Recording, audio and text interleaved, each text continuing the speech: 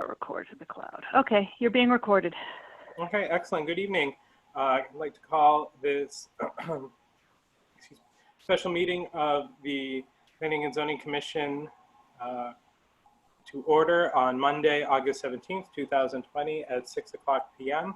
We are meeting via Zoom. We'll begin with a roll call of the commissioners present. Mr. Rice, we'll start with you. John Rice, present. Mr. Lenke. John B. Lenke, present.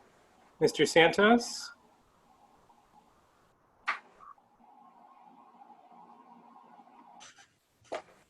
Back to him. Mr. Hill. Alvin Hill, present. Mr. Poplawski. Dave Poplawski, present. Mr. Word. No, he's not feeling up to it tonight. Okay, thanks, Carolyn. Sure. Mr. Blackmer. Muted. Oh, let me unmute him. It's set up to automatically mute when people come in.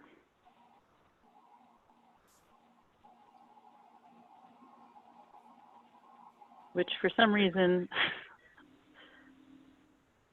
doesn't always work the first time.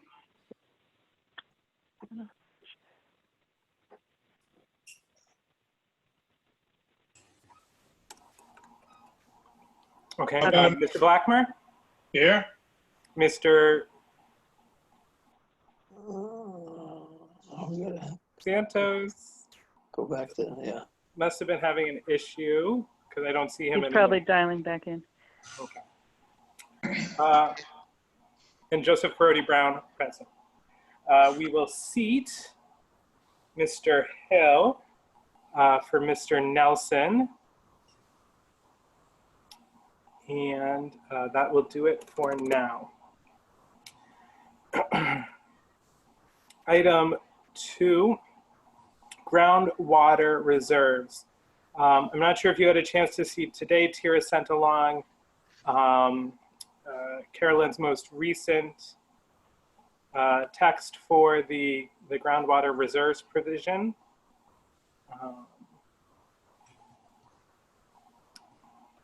And I'm trying to pull it up on my screen here for those who may not have. See if that works. Every once in a while, my screen share is wonky. Well, she's doing that, Mr. Chairman, John Rice. Now, is this a definition of what that is, or is this an article that's going to be in the regs? This is, I believe, something that we would I think it's insert into the regulations. I think it's in the regs, but. Oh, you know what it is? We had it in, you know what it is, Sean? We had it in sort of an odd spot. Okay. That Carolyn raised a question about why it was there. Okay. So I think what we're looking to do is pull it out of where it is, Okay. make it its own section, and follow this language. Carolyn, is that an accurate representation? Yes, yes. Okay. Yes, the highlighted sections, that's the text that I added earlier today, thinking that it just made it clearer what we were talking about. Okay. On that point, then, if I may, Mr. Chairman, it indicates all hazardous material as defined in Town of Townsend aquifer protection regulations. We don't have those regulations in our book, in the new regs that I have. There's nothing about aquifer protection areas. Is that a separate But you have document? aquifer protection regulations. Yeah. So what you do is you get a But- copy of those regulations and you put them in your book when you compile your book together, because those were passed and approved and you actually are the Aquifer Protection Regulation Commission. Right. In other words, it's a separate document, John. Absolutely, it is, but it's there. We have it. I mean, I have it in my zoning. Yeah, book. but we have, it's in the old regs book, okay? No, it's not in, no. You Yeah. disregard those in the old reg books because you guys met a couple of years ago. You approved and passed the Aquifer Protection regulations, and you are designated by the state of Connecticut as being the Aquifer Protection Regulation Commission. Agency. No. So when No, those applications come we up for did- aquifer protection, that's a separate meeting. We were designated, Cindy, if I can correct you, by the town of Thompson as the Oh, sorry. You, engine, Okay. not the state, okay? okay, I apologize. Yeah. What I'm saying is that the Aquifer Protection Commission Committee, whatever it's called, is separate. I think the state said that it has to be a separate commission. But it can be No. I the don't- Planning and Zoning Commission, whatever. Anyways, you're already established. Your Aquifer Protection Agency is established. Right, but it's a separate document. Exactly, Correct. exactly. And if anybody needs a copy of it, let me know and I will make you a copy of it. I'm pretty sure that I ended up uploading it to the town website because it was not initially there. I think you're right, Tara. I think I've seen it there. It is there now. Yeah. Okay, if I can, on the special issues in our current regs, Yeah. okay? In that special issues, section 2 is the aquifer. That's what, I'm not trying to bust anybody, but I'm just pointing the facts here, is that section 2 is Aquifer Protection Program. It's a title and authority, and it goes through all the zones, APZ1, APZ2, which is the Aquifer Protection Zone 1 and 2 that we approved. I mean, we got 3 pages, probably more than that, 4 or 5 pages on the aquifer. So I'm not sure if what you're saying, that it's a separate document. It is. And I, Why? Well, it's in our current regs. Why? What do you mean by a separate document? It's John, only- John, if it's in your current regulations, then it is a redundancy because the document exists separately. So it would be, if it needed to be amended, would be amended separately than the zoning regulations. It's the same commission that has the authority, but it's 2 independent documents. Oh, apparently I've never Mr. Chairman, seen. can I I've get never a seen the little other doc- information? Yeah, go ahead. Go ahead, Carolyn. Quite a few years ago, we were waiting for the Crystal Water Company, or Connecticut Water Company, to come up with the level A mapping. They had to have that done for the state. And they were tardy on that, and they got extensions from the state. And during that period of time, I believe the Planning and Zoning Commission voted a moratorium on the aquifer protection regulations that appear in the current regulations. So all of those pages were kind of relegated to being void at that period of time until the level A mapping came out. And at that time, or shortly thereafter, the town adopted the Aquifer Protection Area regulations in November of 2017, and P&Z was designated the agency that would be the authority enforcing those regulations. That would be correct. Right. Yeah, I worked on that those regulations pretty extensively, and we, like Carolyn said, we adopted them in 2017, separate from what existed previously in our planning and zoning regulations. No, I don't know. I must have been sleeping when that came about, because the ordinance was passed that designated us as the agent. That was in January of 2006. Right, Yeah. that's when it started coming out from the state instructing the towns to do it, because Yeah, the when I level was in B. Putnam, we did it around that time. And then we That's were the like, time I was in Carolyn said, Putnam. And Yeah, then, right, like I said, it's a different, separate agency. right, and like Carolyn said, we were waiting for the maps, and once the maps came out, I think, John, you were like, hey, do you want to, I think you were the one who tapped my shoulder and asked me if I wanted to work on those regulations. Well, it was But, back in 2000. Okay, whatever. I have it as 2014. I feel I'll have to look at that, whether that separate piece of papers is. But it's just that in Carolyn, that latest thing that we're talking about now refers to the Town of Taunton Aquifer Protection Regulations, 2000 section, shall be stored, handled, But I guess I have to look at that piece because there's a lot of things that has to be followed if somebody is locating, say, a garage or is doing a home occupation that has this hazardous material, of how they take care of it. I mean, that's in this part here, but John, I'll tell you, I've got the aquifer protection regulations pulled up, and the definitions of hazardous material are, they refer to, it looks like US code, it looks like Connecticut General Statute. Yes. okay, all that stuff, Yes. Joe, it's fine with me, but I'm just wondering, the next point is that where is that aquifer zone defined on our zoning map? I haven't seen that outlined. It's, Is it over here? Carolyn, you sent me a separate map, correct? I did. it's in the Yes. aquifer protection regulations. Yeah, but is that zone where, is it over here at my house, or is it, what is it, where is it? It's up, Basically on Main Street. No, it isn't. It's, Sure. no, it's basically, it should be what was approved by the state over on Rachel Drive, because that's where the town wells are. correct. It's up in that area, Buckley Hill, Thompson Hill, Okay. Rachel Drive.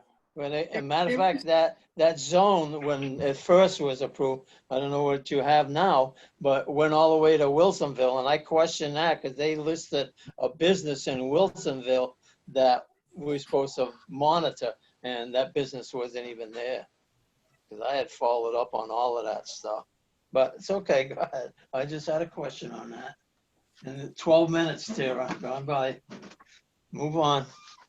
I just questioned. Well, I mean, I'll find that. the That's- agenda item is to decide if this language is acceptable and where it belongs. Those are two open questions on this, because it is unclear, I think, to both me and to Carolyn, whether this is a best incorporated under use or design. I'm inclined to say uses based on this text. Does anybody have strong feelings about it otherwise? Just before anyone weighs in on that, What are you doing? just as a point of order, I would like to seat Mr. Santos for Mr. Werge. Sorry, I was having technical difficulties there for a minute. No worries, glad to get you back. So that's how, I mean, that seems like it makes sense to me. Uses, you said, right, Tira? I think so, because it isn't really a design issue in terms of engineering. It's just saying if there are uses that have, hazardous materials proposed, then. Hold on, Charlene's texting me. She can't get in. I'm both on my phone and my desktop. Joe, could you send her the link? Yeah.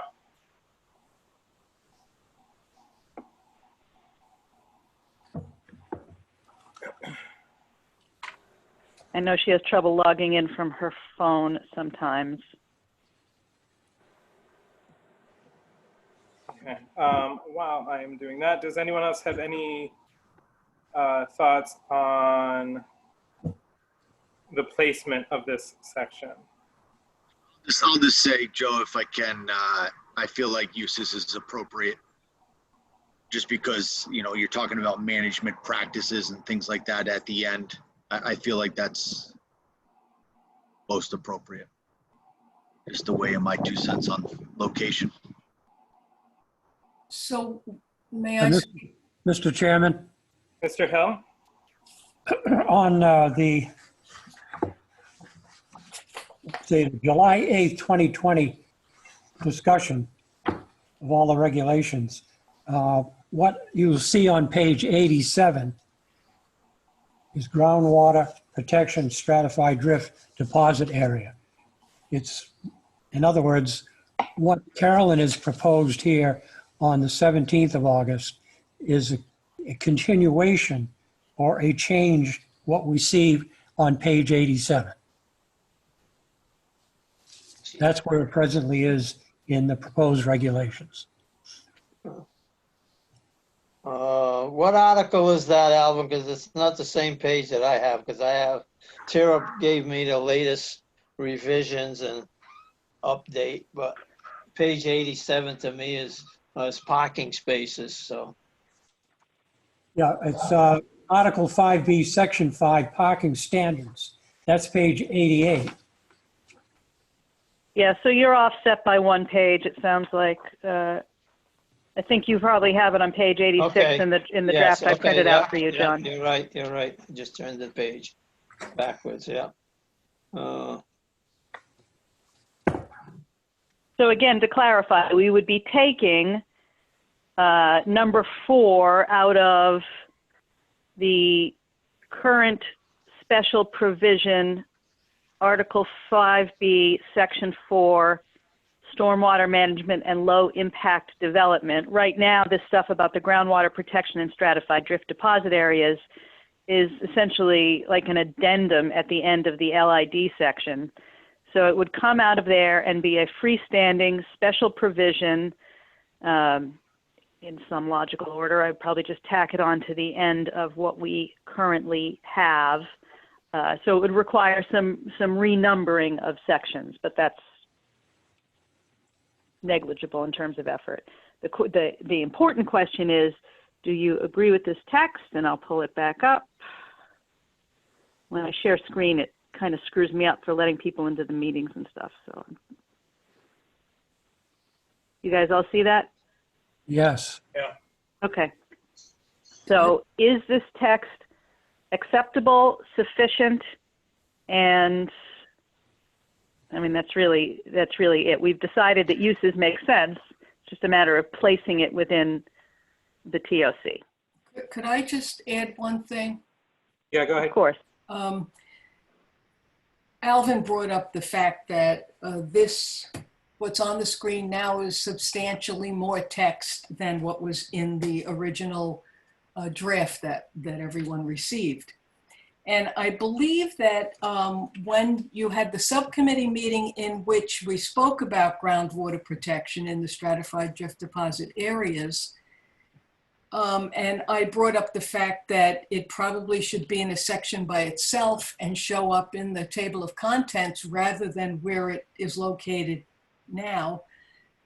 Tira, I believe the commission agreed that it should be, and that you asked me if I would elaborate a little bit more on that.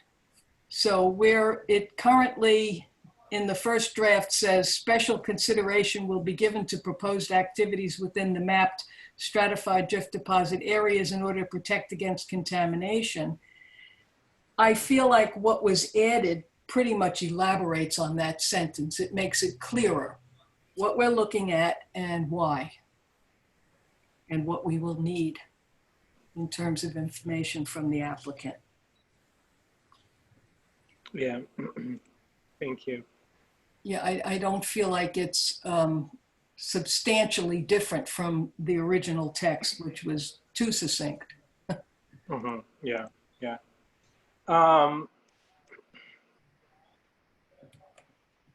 What about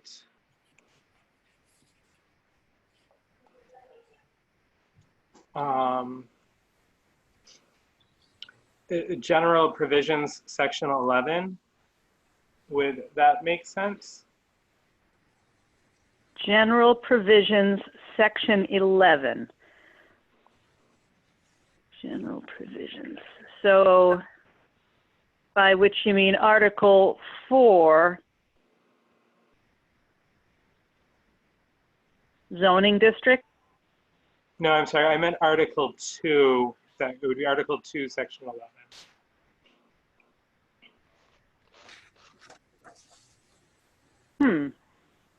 I hadn't thought of that. Well, is it more related to, well, those general provisions, it seems to me, have more to do with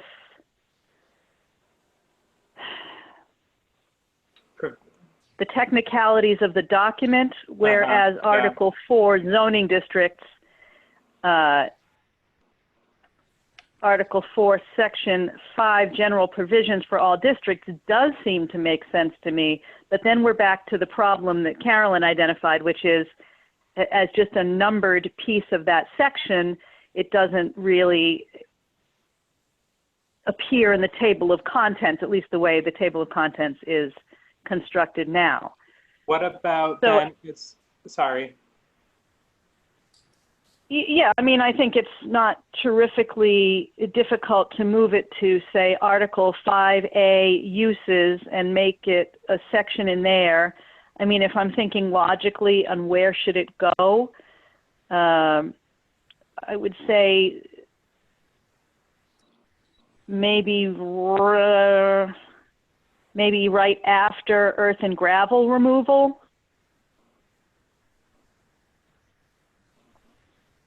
Tara, if I'm on the same page with you, Article 4, Section 5, general provisions for all districts?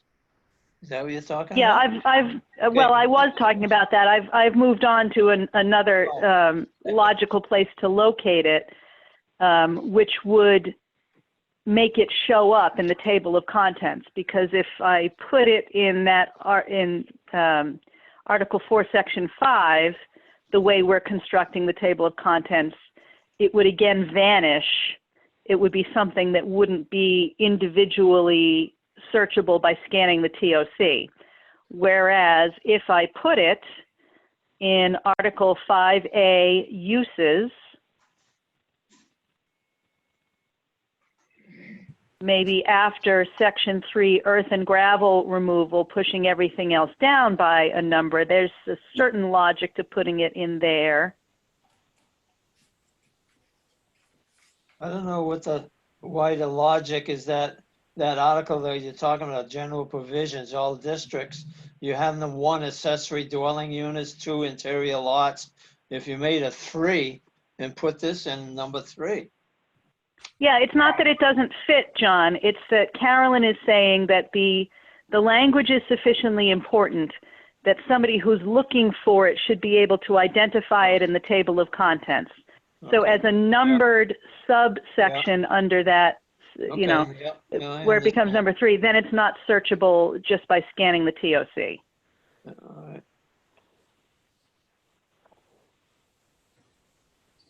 Otherwise, I would agree with the logic of the placement. Here's one more thought, and maybe it doesn't make sense either. What about, so Article 4 is zoning districts, Yeah. which has sections 1, establishment of zoning districts, 2, the zoning map, and 3, state or federally owned property. Yeah. What about as a section 4? Yeah. I mean, What, Mr. Chairman? Mr. Lanky, Yeah, I like your idea, but I would make it section 3 and take section 3 and make it section 4. I think that would follow better, okay. because you got to establish, I'm okay with either of those placements. it would be I think before that, federal owned property. I think that would be much more appropriate. Okay.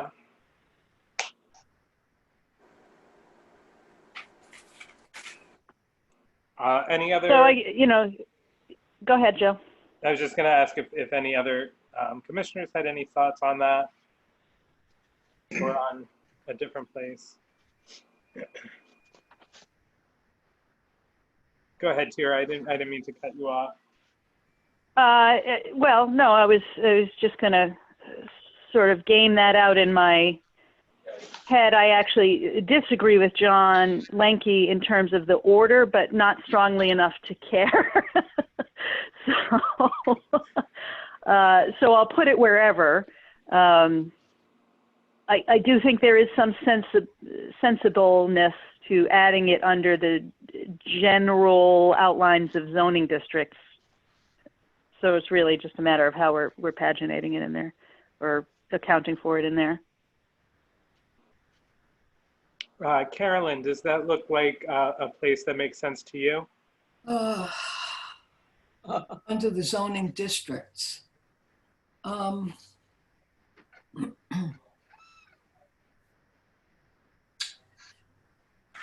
don't know.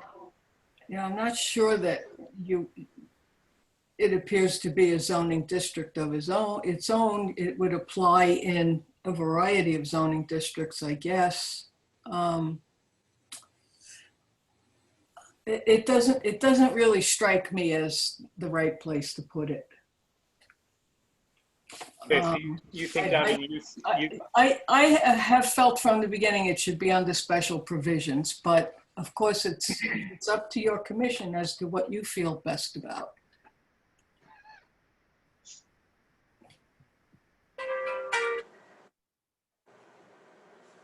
as like, does a section 5C make sense? I mean, we could.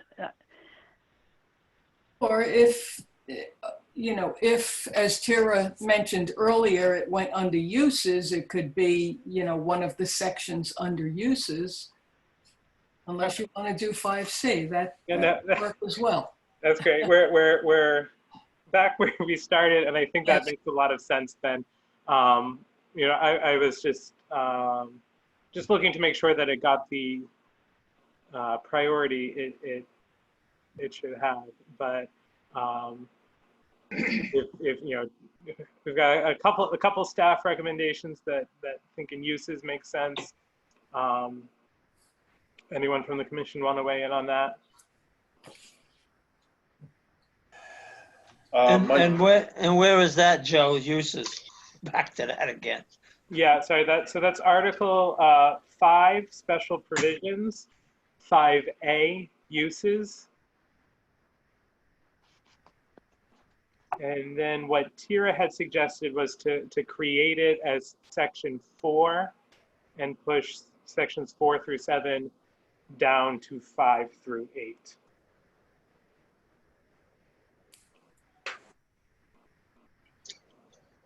I'm okay with that.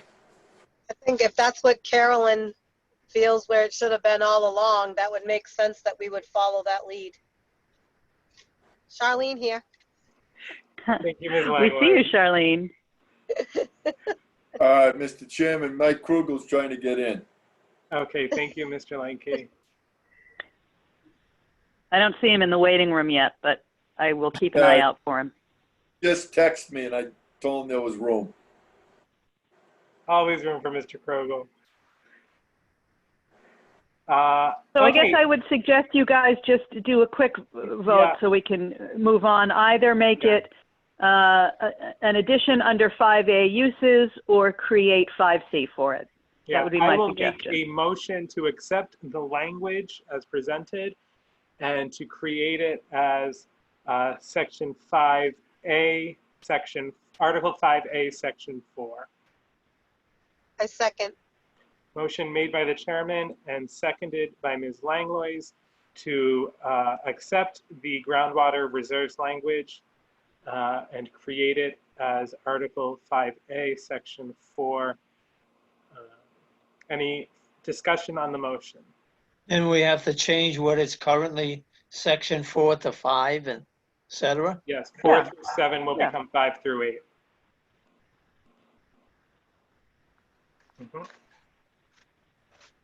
Here comes Krogel. Hearing no further discussion, it will be a yes to approve and create the section, no to either deny or do something else with it.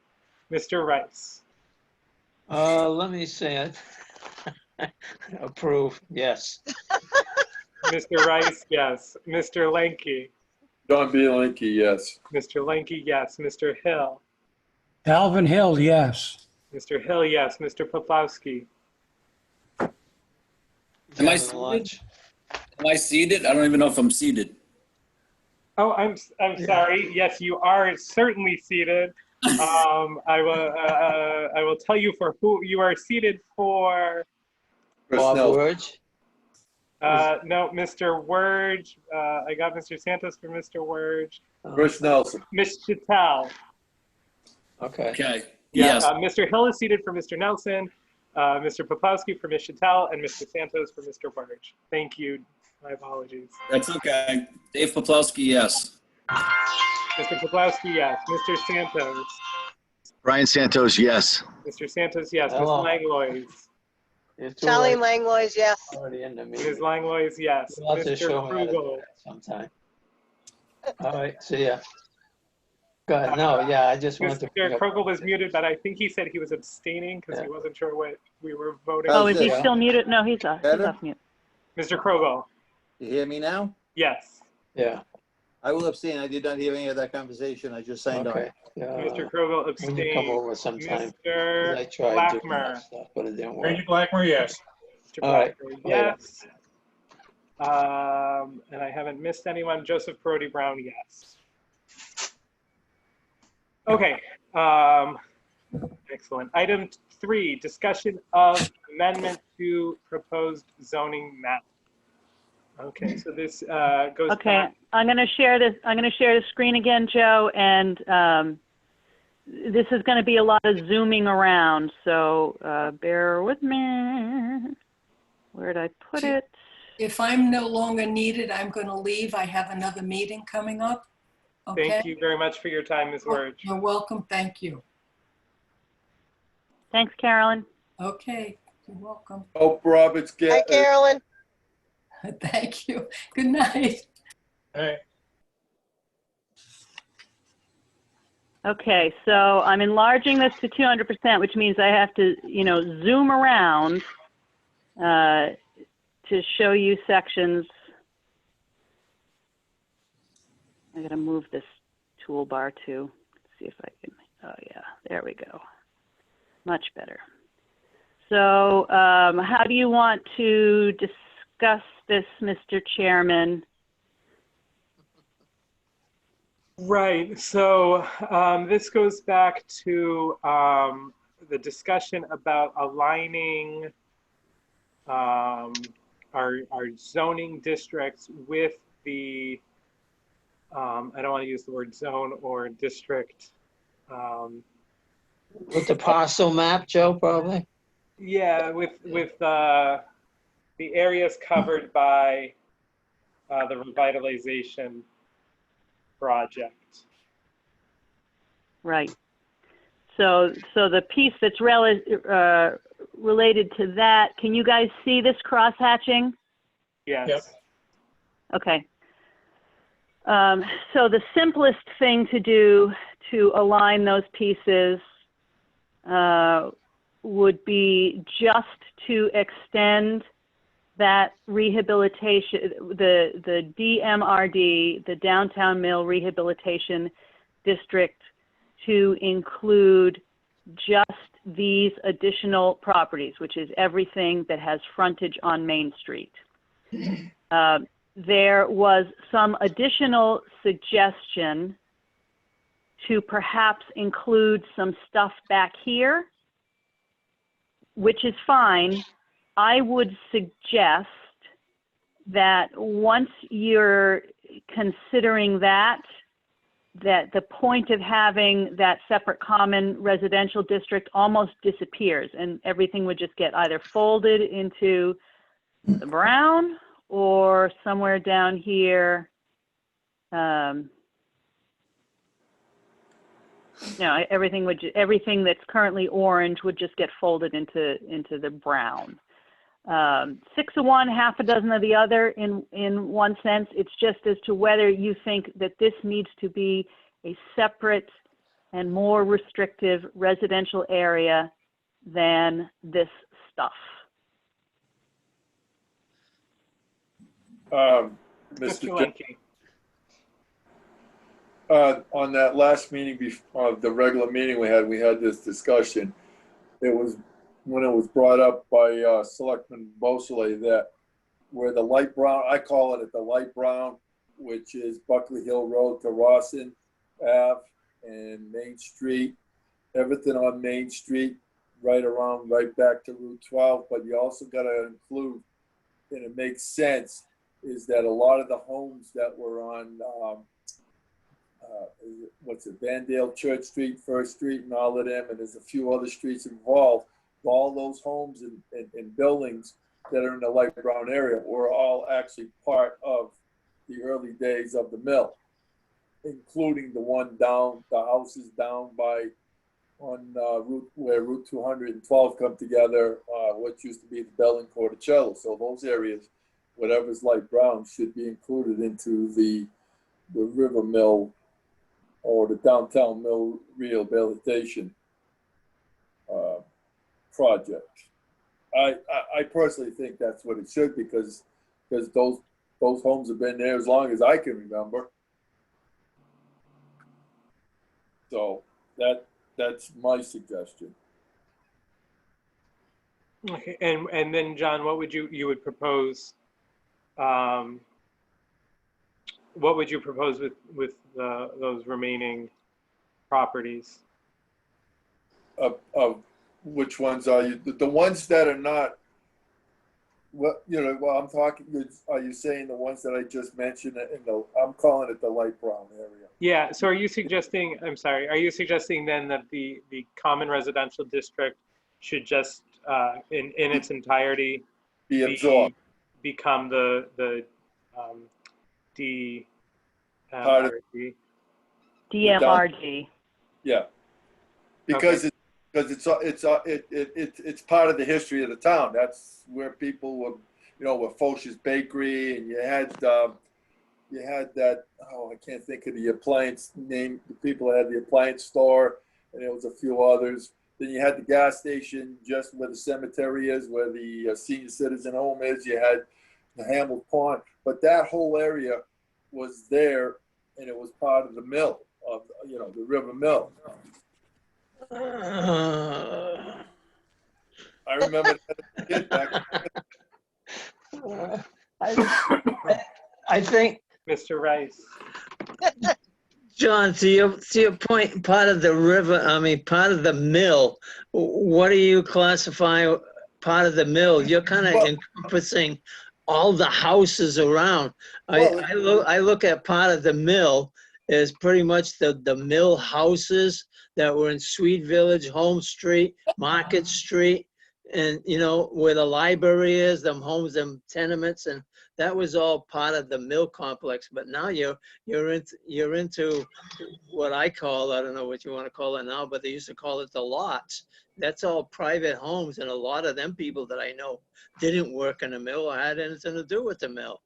Them relatively new homes up there compared to what the homes that are in Sweet Village and Greek Village, you know. I mean, that's my put. I don't know. I think we're encompassing much in what is supposed to be the mill rehabilitation district. Whatever. My put. Looking at if somebody wants to redo, you know, they want to do something with there, they could get it. They got a shot at maybe getting some funds or whatever comes out. That would be the help to get that area looking a lot better. There's some progress that's been made down there on the Main Street area and a few houses along there, or double deckers or whatever you want to call them, where they're trying to make it look presentable. There are a lot more that need to have some work done to. This could all help whoever, you know, that owns the property, give them a chance to do something with it to make it better. I agree.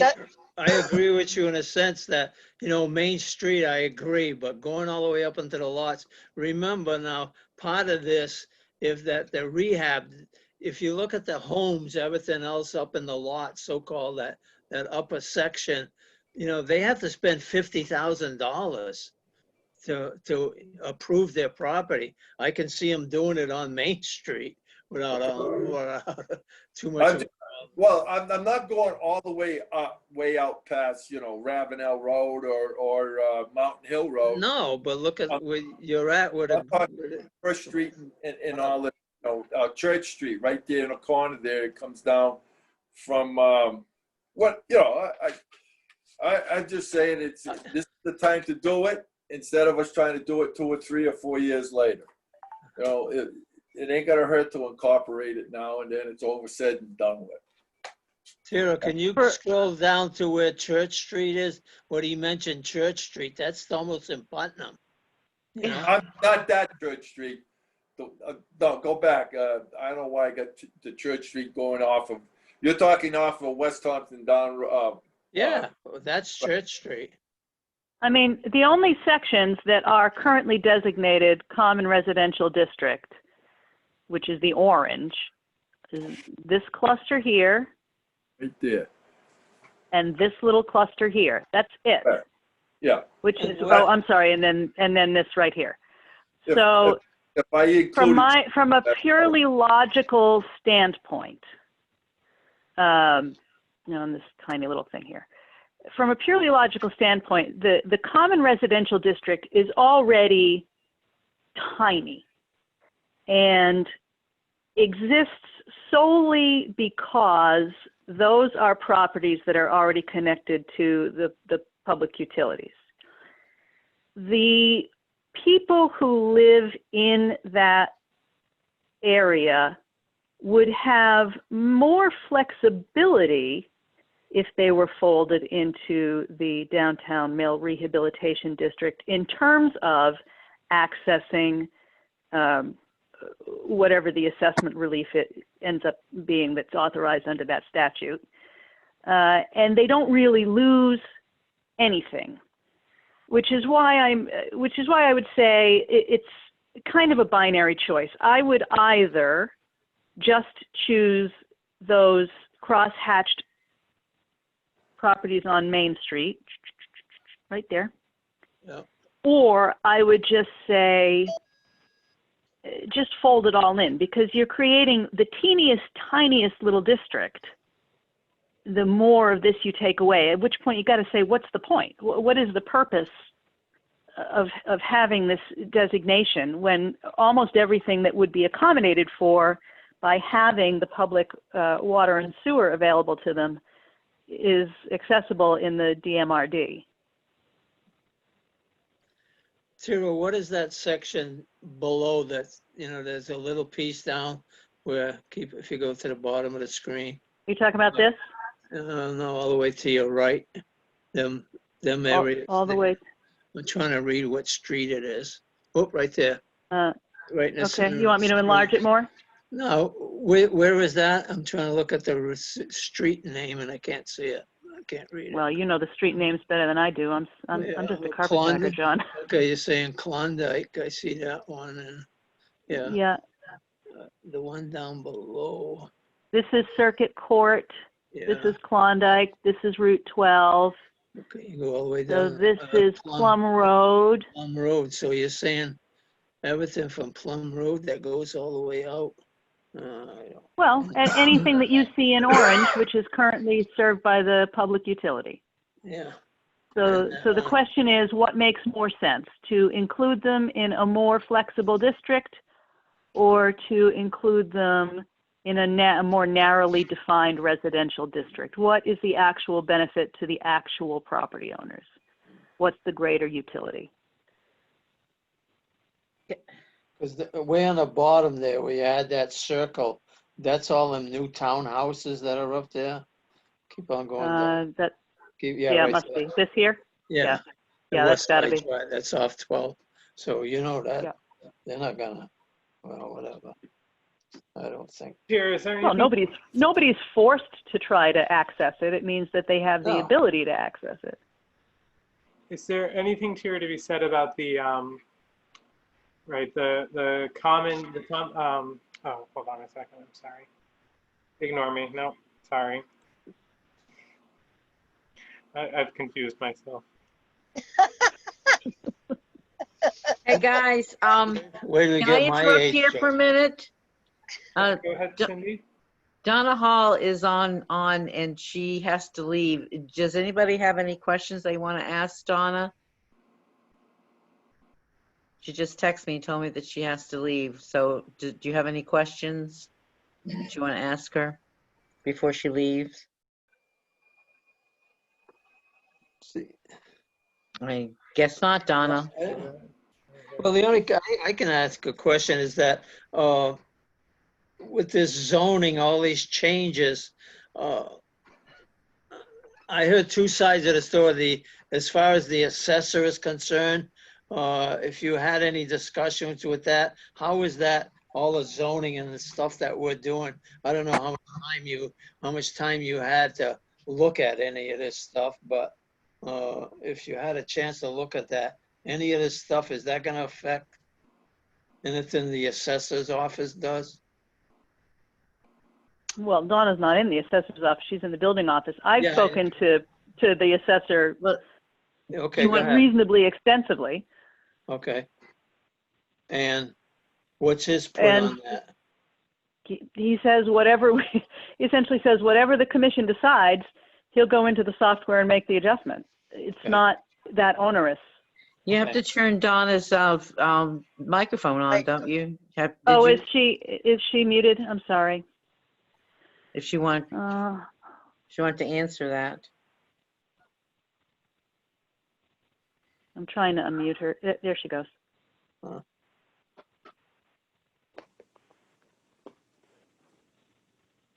Donna, you're unmuted in case you're wondering.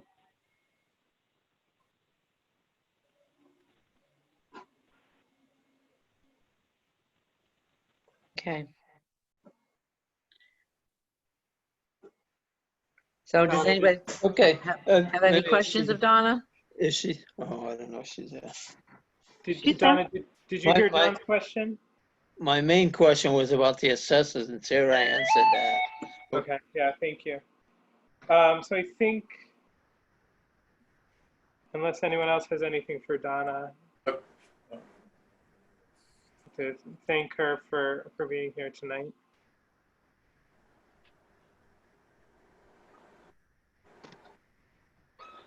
Mr. Chairman, She's, Yes, Mr. she's Lang. asking if we can hear her, so she must be trying to talk, but No. I can't hear anything Yeah. she's saying. Yeah, you're definitely not muted, Donna. You can also use the chat function, She did. which we will see. She just chatted and said, "Can anybody hear me?" Yeah, I saw that too. Why don't you try the chat window again, Donna, if you had something to add? I don't know why we can't hear you. You're definitely not muted on the screen. Probably not using Verizon. That, can you hear me now?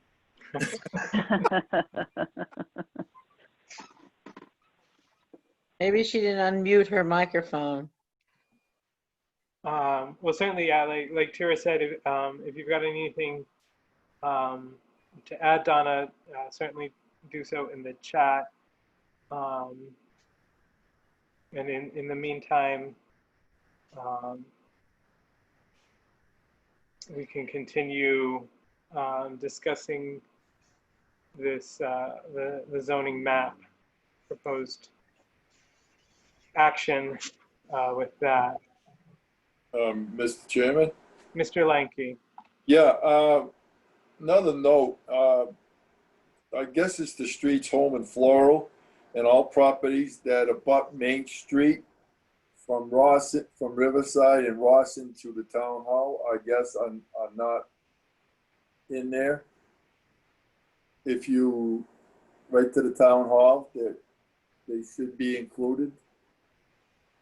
Yeah, these ones I would definitely agree with you. In fact, I thought I had already had him make those changes, but you're saying these ones where my cursor is moving, John? Let me, you're gonna have to do that again. I gotta get my glasses closed. Yeah, those, yeah, in that area, correct. Because you got. Yeah, I think he had. I think Jim had made those changes for me once. I don't know why they've reverted here, because I had made that same observation. What street is that to the left of that, Tara? Right there. Whoop. Sorry. No, that one. Here? Yeah. You know what that is? So this is Market Street. Okay, that's down at Three Rows, the old Three Rows. Okay, and that's the Yeah. cross going to Jim's then, Ross. Okay. Yeah. And the two other parcels below that. Yeah, that uh, almost to the post office, there's the cemetery there and all that stuff just before that. So we got the cemetery is that little sliver. Excuse me, must be that little sliver Yes. up a little bit, and the one before is that This other one way. you mean? No, down way down below. Oh, I'm sorry. This one? Down below. Next one. Two more. Two right there. This one. Yeah, that must be the cemetery. I would think. Because that big parcel where the arrow is, that's where they This wanted. is Frank. Yeah, this is Frank Jake's property. I know Yeah. that. They want to So, put the solar yeah. in. Yeah, because that's the entrance, that small entrance to it. Yeah. Right. Hold on. I'm Right. gonna enlarge this just a little more. Okay, that's better. Yeah. So let me ask a question. Does it hurt it if we make it all brown instead of orange? Like, or does it, Nope. you know what I'm saying? Like, kind of looking to the future today, it doesn't really matter, but in 5 or 10 years from now, if it doesn't hurt it today, could it help it tomorrow? Why not? Then we need to change it today Back- to help it tomorrow. Back to my other the question, I think, and Sarah, you indicated, by changing these zones, that's not going to change the assessment at all for these people? In You- the cases of mixed use developments, which is what the brown becomes, if there is a mixed use, the assessment favors essentially the most intensive use. In other words, if you had an apartment building with stores on the first floor, your assessment would probably go up because you'd be in a business and commercial designation, use. If you are in one of these currently designated orange that happens to go to be brown and it's still just a residential parcel, you would still be assessed at the residential rate. What is true is that by reducing the minimum lot size, as we have done regardless in this area, the overall tax burden goes down for an individual property owner because the excess, more of the property would be levied as excess. So that Sunnyside Market, his taxes would go up because he has a store below and across from the fire department and apartments upstairs. Possibly. Okay. Is there a way that you could do that, like an existing business that's in there right at this time? It doesn't affect, but if it was to sell, then it follows the new guidelines? Is that like a grandfather type of thing, so we don't, upset the business that's already there by charging them more because we're changing the regs? So that is definitely a question for the assessor. Right, that's what I'm thinking. Is that no matter what our regs say, is that the assessor's gonna assess what the property is zoned in, Yeah, and I don't know how that applies to a mixed-use property in a current residential zone that's already an outlier, this property, or this property, whichever one it is. This one, I think. No, this one. Yeah. So again, that is a question for the assessor. I mean, the simple thing to do is just to add these. The slightly more complicated thing to do is add them all. In either event, you're making more flexible choices possible for a group of property owners. It's just how much you want to expand that. So Mr. Lanky, I believe, would have us convert the common residential district entirely to the downtown Mill Rehabilitation District. Mr. Rice if I understand you correctly, would not be so quick to do so. Correct. I like what Tara was saying, the ones along Main Street, and what John just mentioned, the houses that we were just discussing, the Sunnyside and where the cemetery is, those units, all that section there, I wouldn't have a problem with that, but going beyond that, I don't. Mr. Chairman, Was that Mr. Krogel? yes, it was. Mr. Krogel. Speaking about the area of the so-called lots, were those built like in the 1950s when all the other big build-up in town was going on? Yes. Because I'm thinking if we're going to be doing this, mill thing, maybe we should have some kind of age or date of when they were built, because that's what we're trying to do is the historical part of it, right? And get the Well, money for, sort of. well, not for I the mean- historical, but for things that are associated with the mill and everything else. So if the houses that were affiliated with the mills, namely Main Street, Route 12, I think they have more precedence than houses that were built in the 50s, because the mill, even though it was active at the time, was not being built up. So I don't know if anything has to do with age or anything built.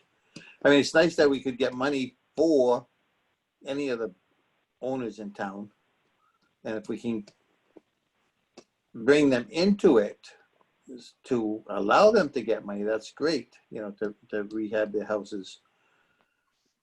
But Yeah, I mean, I guess don't have a the problem. question before you guys, I don't have a problem is, bringing do you them in, want to it's just that they're restrict? not the historical part of it. Well, it's not really a historical designation. We've attached it to a historic district Right. within our understanding of the history of the town, but it's not a historic society or a preservation society initiative. It's a state one to encourage the rehabilitation specifically Houses. Yeah. of multifamily housing.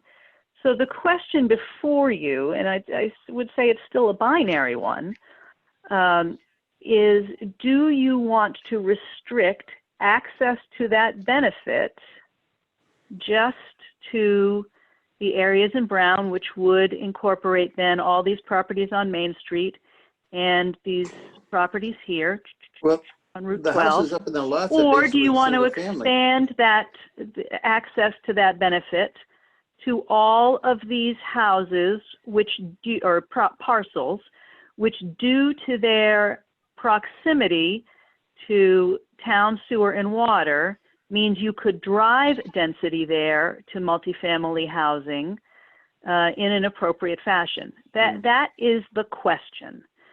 I would put aside thoughts of whether it's historic or not historic or how old the houses are. It's how far do you want to extend the potential benefit to rehabilitate or build multifamily housing? All the way. That's my vote. If it doesn't Mr. Chairman, hurt, I hear Charlene looking for a vote here. Yeah.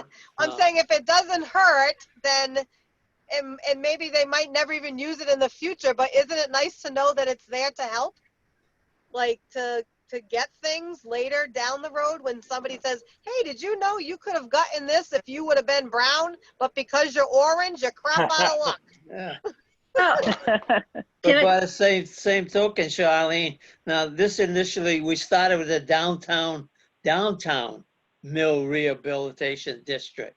Now we're going all the way, Well, because it was brought to our attention through people in the town that don't get so focused on just that district in itself, look beyond that. And that was always the goal of the regulations, to help Thompson build and look different and be better.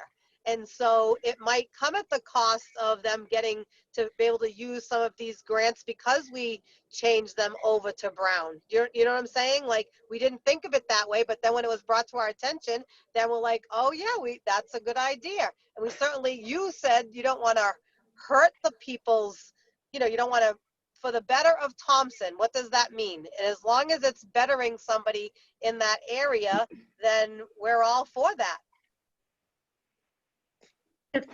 Can I But say as- something? Can I say as something here? Tara- Oh, I'm sorry, but as Tara just mentioned, the goal or the purpose of this benefit is to develop multi-housing, not to do all this other stuff that you're talking about, Charlene. But Well, to there's, develop or to rehabilitate. but those, can I say something here, guys? I know I'm just the staff, but that section, looking at the map to the left, you're talking about all of that orange up there by First Street and all those streets up there. You're talking about changing that from residential to the mill? What was that district you were talking about? Downtown Mill Rehabilitation District. Those are all houses up there. Why would you do that to them up there? If they wanted, you could never get multi-housing in there. The lots are too small. I don't understand why you would want to change. I can understand Main Street. It follows a pattern, but to go beyond where First Street is, and you go up Red Bridge Road there, and on the right is all those side streets with all those houses. You're going to change that? I don't get it. I don't understand it. Why you would do that? Well, the purpose to do it is to give access to those property owners the ability to take advantage of this benefit. It doesn't mean You're that they looking at would. the size of the It lots? doesn't mean that they would have to. But are you Yeah, looking and at the size of the lots? I've lived in plenty of actual places with dense housing, and you can you'd be surprised what you can fit on a lot if you want to, which is not to say these people would want to. But who of the other, so you could maybe have one or two interspersed in there, homeowners that, oh yeah, I want multi-housing now. Why would the other people that have single housing want multi-housing around them? I don't get it. I just, So I don't in every district, in every single district, we are proposing single family and duplexes as simple permits. So, Well, I just think it will complicate anything that anybody wants to do up there. That's, I gotta be quiet, sorry. Mr. Well- Lanky.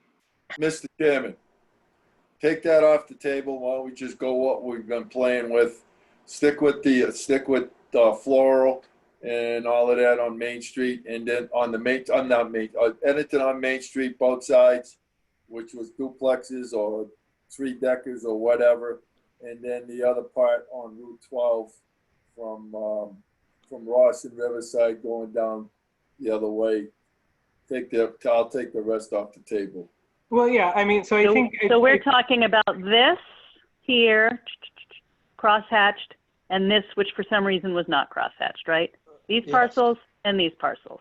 Okay. So That's why- I think, I mean, I think it's worth putting to a vote of the commission because there seems to be some feeling for both. So instead of a yes or a no vote, I'll again sort of highlight the two options and then ask us to vote on them. So the first option is to eliminate the common residential district, the orange district, and convert all of those parcels to the Downtown Mill Rehabilitation District. And the second option would be to include those parcels that Tira just indicated, these crosshatched ones here, and these that should have been but aren't crosshatched. Include those parcels in the Downtown Mill Rehabilitation District and maintain all of the other properties in the common residential district. Is everyone clear on the two choices?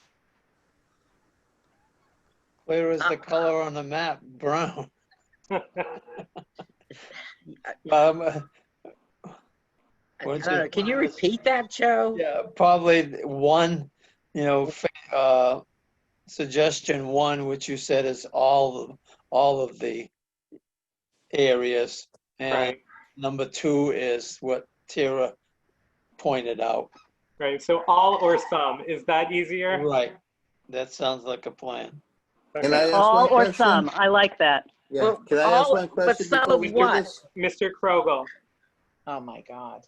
The orange up by Phelps Pond up there, what is that? Is that, what do they call that? Not Sweet Village, That's Floral Ave, Laurel Ave, all the way the back there. continuation of Floral Ave. Are those apartment houses up there? Yeah, All Multi-family. the way to the end? families. Multifamily? Yeah, Yeah. Other than I would say the last two lots are single family, or 1, 2, 3. I don't think there's anybody in that, but if you start on that last lot and the one before this, anywhere there's 3 single family homes, the other ones are duplexes. And they were tied into the mill, part of that village. Right, those were tied I into would the say mill. the N4 were new houses that were built Mhm. in relationship to the mill, because it was Trudeau for the plumbing Yeah. business he had. Because that was part of the heritage of the town at the time, that whole area up there, Other than the last 4, other than the last 4. yeah. So So is are you that waiting, part of the sum? thank you. are you waiting for a motion on how to vote? I mean- I was just going to do a voice vote with those two options. Okay, so what are you doing? Vote A or B, or we're gonna, Yeah, all to Brown or some to Brown. okay, Alta Brown is A. Yeah. Okay. Is everyone? Just all or some. Just say the words all or some, depending on your preference. Yeah. That's it. Is everyone clear on what those mean? Yes. Okay. Mr. Krogel, all or some? Thank you. All. All. Mr. Blackmer, all or some? Some. Mr. Blackmer votes some. Mr. Hill, all or some? Alvin Hills, some. Mr. Hill votes some. Mr. Rice. Some. Mr. Rice votes some. Mr. Lenke. I did a quick flip here and I'm gonna go with some. Mr. Lenke votes some. Mr. Poplawski. Dave Poplawski, some. Mr. Poplawski votes some. Mr. Santos. Brian Santos, some. Mr. Santos votes some. Ms. Langlois. All. Ms. Langlois votes all.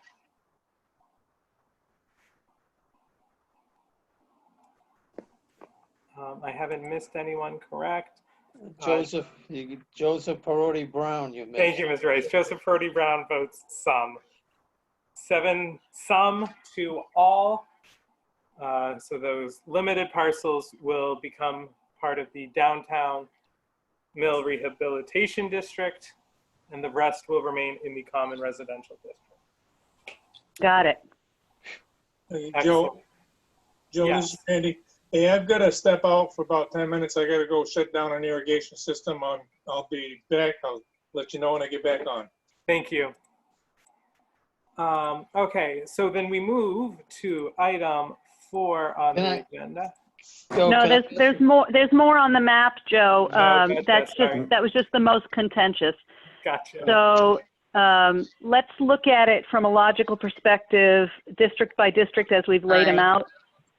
I would right. say, We've got to talk about these. Yeah, sorry. yeah. So there's very little that isn't already in the RRAD that should be. I identified these properties, which got pulled into the downtown Mill District, but there is no water or sewer hookup here. To to my thinking that, I mean, even if that was aspirational, all of the changes that we're making to this stuff is dependent on those parcels having that water sewer. So this would just continue into the RRAD. I think that makes most sense. I have a question for Tara. In Mr. back Roth, up, if you go back up on Thatcher, why is the school property in there? Why Well, would we I want guess what? all that? Why wouldn't it be? It's your public school property. It's a tax exempt property anyway. So there's no assessment issue. It's just a part of that corridor.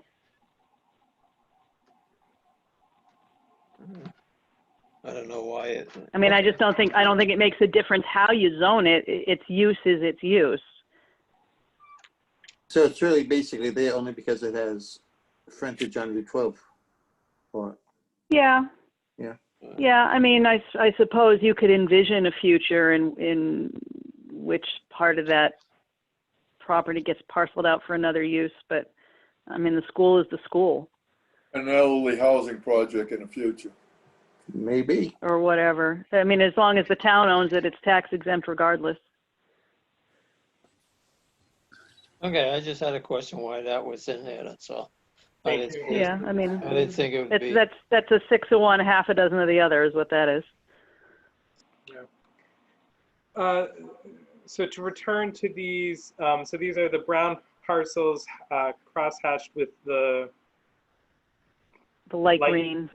green that are currently zoned in the Downtown Mill Rehabilitation District, but fit better in the RRAD. Are there any questions about that? I'm lost, Joe. Where are you looking at? Are you looking at my other question was going to be the ones on Reardon Road, the ones that's hatched. Yeah, all of those right Yeah. there. What are you? That's what we're looking at, just those properties on Reardon right now. Yeah, so they are currently zoned for the Downtown Mill Rehabilitation District, but they do not have the utilities, the water and the sewer. So Tira's suggestion is that they fit better in the RRAD. yeah, because the original map, that downtown map had them, because that was brown, right? That was Yeah. that was part of the mill complex. I mean, the mill rehabilitation. Yeah, I would think you'd take all that out of there. Right. So are there any other questions about why Tira suggests that should be moved to the rural residential agricultural district? Did I get that right? Correct. Yes. Okay, is there any objection from the commission to moving those parcels from the Downtown Mill Rehabilitation District to the rural residential agricultural district? No. Hearing no objection, we can move forward with that. Okay, we've already talked about the common residential district. I'm just looking at it in order, the TOC. Thompson Common Village, there were just a couple of oddball properties. Well, I'm sorry, yeah, go back, because it just seemed part, if you can go back to those units, go down a little, what's the ones on the bottom? Whoop, see that triangle right there? Whoop, up. The triangle, I'm trying to figure Which out. triangle? Are you talking about this triangle? No, keep on going, the ones that's cross-hatched, up on the left there in the center, right above all this big blue. This. No, yeah, this. Yeah, part. this is where Reardon splits for that weird. Oh, okay, that goes section. out the other way. Where's Blaine? Okay, Blaine Road, I see the dam, okay. Here's Blaine. So here's the split on Reardon. This is not even really road. This is the road. Yeah, This is the railroad. yeah, okay, yeah. So we included that section also with the above This will one? be, yeah, because it's the same deal. No water sewer here. Okay. So there's no benefit to those properties being pushed in Okay. here. Just that it wasn't mentioned, so I just. Okay, so just moving on to Thompson Common Village, there were a couple of oddball properties that were split zoned. I counted 4. I conferred with Joe Iamartino. This property, go back to the key here. So it's the color of the lines that suggests the adjusted. So in this case, Joe Iamartino confirms that this is not a historic property. So this whole parcel should go RRAD. Same with this one. But this property, which was split, is in the historic district. It's in the record of that historic district. And also this one. So there's really nothing you guys really need to vote on except unless you have some reason. Go ahead, John. If you go back down to that bottom one that you had, I think is that off Robbins Road? Yeah. I can't read that small. It should be. I don't know. No, that's Chase Road. That's Chase Road? Yeah, that looks like Chase. Oh, okay. All right. Okay. But Joey Iamartino definitely identified this as a property that belongs in the historic district. Okay. As he did this one. So it was 4 choices I had, or 4 parcels, which I had him look at. So I don't really think there's anything you need to vote on here. Based on the purpose of the Common Village District is to preserve the historic village character. So that's just a matter of your parcel is one parcel. I'll just ask if there are any questions about why those changes are being suggested. Okay, hearing no questions, and then again, I'll if there's no objection, we can make those changes, approve those changes. All right, bear with me. Okay, I'm sorry. While you're doing that too, what's that white crosshatched big block there? See This right one? there. No, the next. Keep on down to the right. Yeah, right there. What This is one? that? Yeah. I don't know. This was a historic property that for some reason the parcel got split into 2 zones. So Okay, and we're adding that to who? it's the color of the lines. So if the Oh, okay. lines are yellow, that would pull it into the historic district. Okay. I know I had to wrap my head around that one a couple times myself today. Bear with me. I just want to zoom up and see if there was anything from this part of the business development district. I don't think there was. I think that was all pretty. So I think the only business development district parcels that were to be adjusted were these ones down here on the Woodstock line. Those are the ones Janet had called our attention to. This was one that had been suggested, but this parcel is just a house. All of these have some commercial use involved with them. This one does not, so that would be a raw deal for this homeowner if we switched that parcel on her. So just these 2 are the only ones that we're proposing to pull fully into the business development district. And later on down the road, if that person wished to get into it, they could by continuous zoning or something, or? Well, I mean, you always have the option. Yeah, I mean, you always have the option of petitioning for a zone change or alternately for a use variance via ZBA. Now, we want to avoid that as much as possible. That's part of the reason we're going through these changes. But you can never eliminate that entirely. And if you balance out the potential negative impact to a homeowner now who is residentially zoned, there's no indication that there is any desire to pursue commercial use here, whereas the neighboring parcels are already being Commercial. used commercially, that makes the burden here different. Okay. So you're suggesting to change that to what, a business development district? Adding those Just two these, parts? just these These two. Okay, how about the ones, in Janet's discussion, or however she sent That's it? what these are. Okay, but how about That's Anya? That's in the next district. I'm going district by district.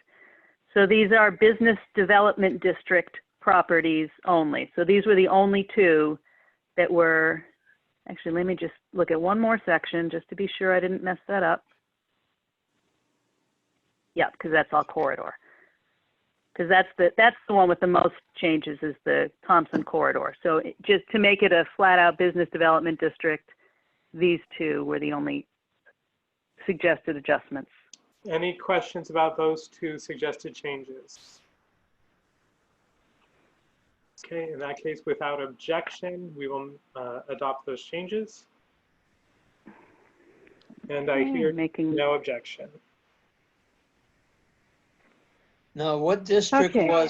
was Janet suggesting Anya, and, because I got a couple of questions on that one. Yeah, John, Yep. is It's that next on the next? list anyway. So Yeah, I'm sorry? go ahead, Tara. Joe, this that's is next Randy. in I'm sequence back. anyway. Oh, Thank you, okay, Hi, Randy.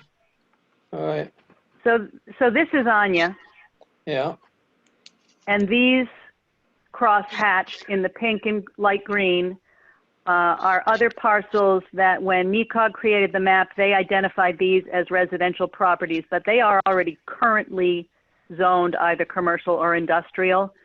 So the logical thing to do would be to also absorb these into the corridor. well, that's where the as solar we- that's where the solar panels are, Yeah. Correct. right?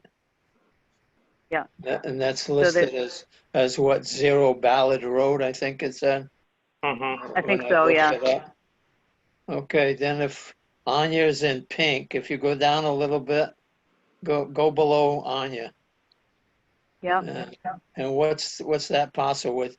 We're changing that. Where's I'm trying to look at the four corners. Way down, okay. I can't remember what the address is on this one, but if it's cross-hatched like this, it's one of the ones I identified as currently being zoned either industrial or commercial, that when NECOG did the map, assumed it Is was it- residential. Because if Anya is there and, boy, I don't know, that big field. I don't know what's- I think that lower crosshatch is going to be another solar array, if I'm not mistaken. Right there. Yeah, This one, Yeah. So that'll kind of take care of that. yeah. and what are we calling those? No, what's that? So the pink Yeah. is the Thompson Corridor Development District.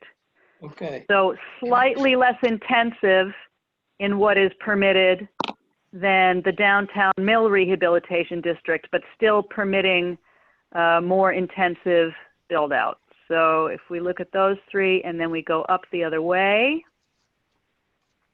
we start to get into some messy stuff up here. So let's take the easy one first, Yeah. which is, we've already discussed going up the other side of Route 12, because when NECOG proposed it, they stopped at 131 at the split. But well, that's where initially we were stopping everything there. Because Yeah, that was so- part of the corridor. so, right. So in the last time that we discussed this, it was raised to take that corridor all the way up to the Mass line up 12, because there's a certain logic to it. It's, the main drag through town, the two main routes that lead into other states and have the most traffic. So you get increased flexibility here. So I would say that the ones down by Anya and these ones are fairly cut and dried, where you So- start to, Object there, Tara. Are there any questions about either those parcels down by Anya or these parcels along Route 12? Any questions about why it's suggested that those become part of the corridor district. I don't have questions about those, but my question is, Joe, is that if you go down past Anya's, right to the Four Corners where the light is, what Yeah. about that pizza place and the restaurant that burnt down? The possibilities of that rebuilding, you know? Yeah, that's already included in that. These are properties that were missed. So I think this Okay. is your Four Corners here, around here, right?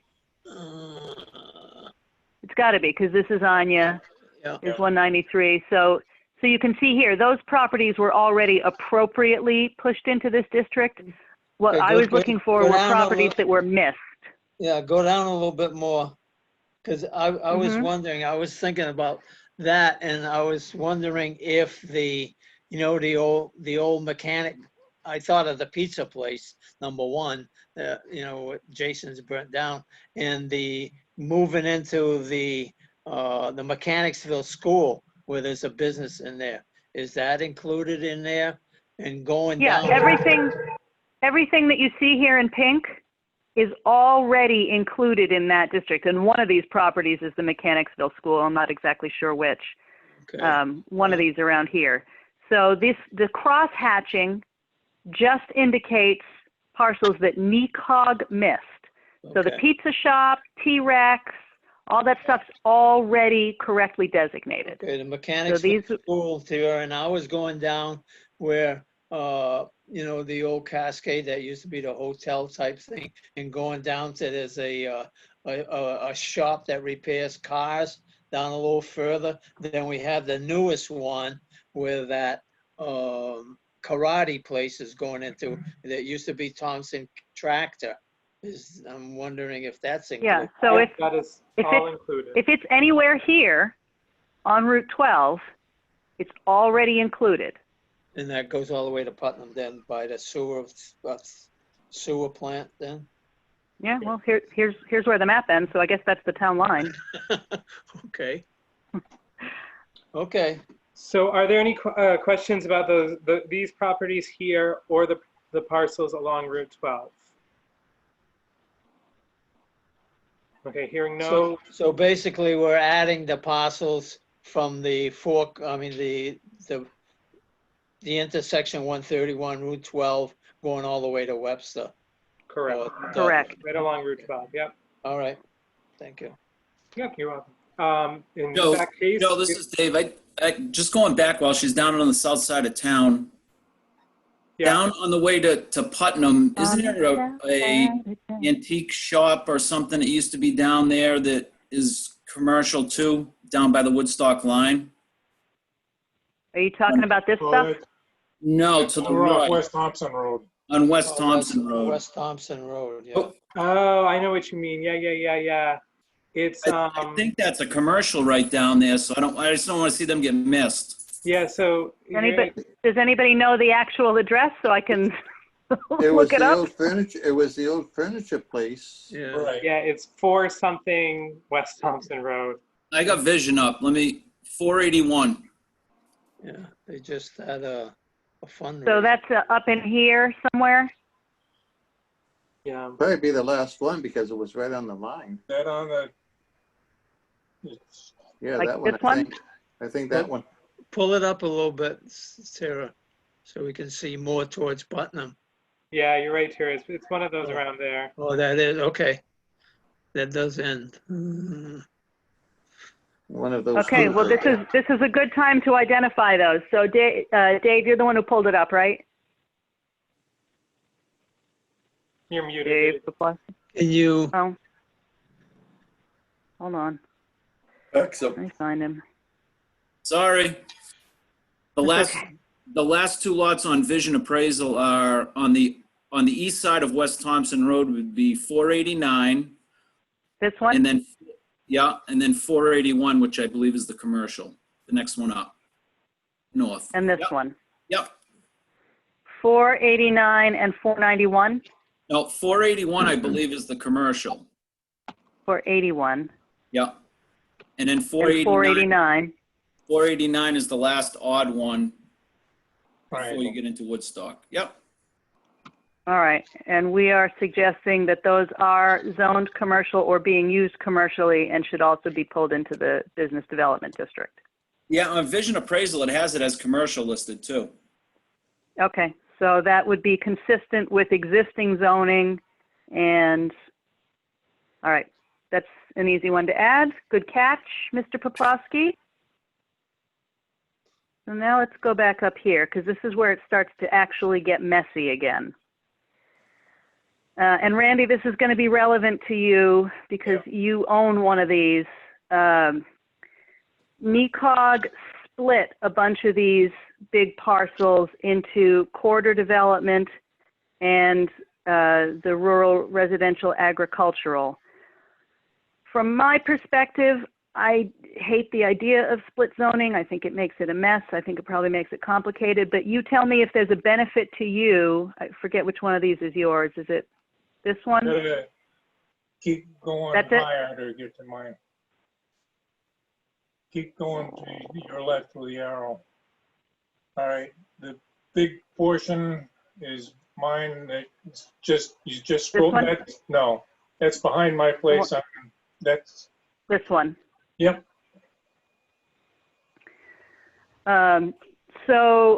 You know, the justification that I've used on these parcels is that we should be pulling them all into the zone that allows the greatest flexibility for the property owner. As a property owner of one of these parcels, do you agree with that rationale? Yeah, I don't see why not. Okay. All right, so that's the suggestion that I've made throughout then. Wherever we see split zones, it's mostly 2 or 3 big landowners. The Capitulics, I think, is one. Cordises are another. And the church, the Baptist church is another. And it doesn't matter what you zone the church as, they're tax exempt regardless, once again. It's just how they get to use their property. I think this is the church. No, you gotta. No, the go church is further down. back toward North Gronadale. I think it was the Capitula. No, you passed. The one with the pond, isn't that the church? Right? Because it's on the side of the road. So Tira, your suggestion is to match these all to the corridor district because that allows the greatest flexibility to the property owners? Correct. Okay, are there any questions about that? So Tara, the parcels that you have in there, they're crosshatch or squares, and the squares are pink, so you're saying all that's gonna be pink. Correct, because they're single parcels that are just bisected by different districts, which to me is highly illogical. There are only a couple of cases where a compelling case was made to me to do that, and we'll get to those later. For everything else, it just seems to me you should just be in one zone. It's got to make your life easier as a property owner, I would think. So then you're saying that mine would become all pink, even though it's 2/3, well, when you get back away from the road, it's all crosshatched or residential. I mean. I'm sorry, Randy, it clipped out a little bit there. Yeah. So you're saying my whole parcel, which right now is in the lower right-hand corner, you just moved it, that crosshatch one? Yep. That would become all pink? All Thompson Corridor Development District zoned, yes. Okay. You know, which doesn't change anything about the way you have to use your property. All it does is give you more options if you want to diversify. Yeah, okay. Great, any other questions about that?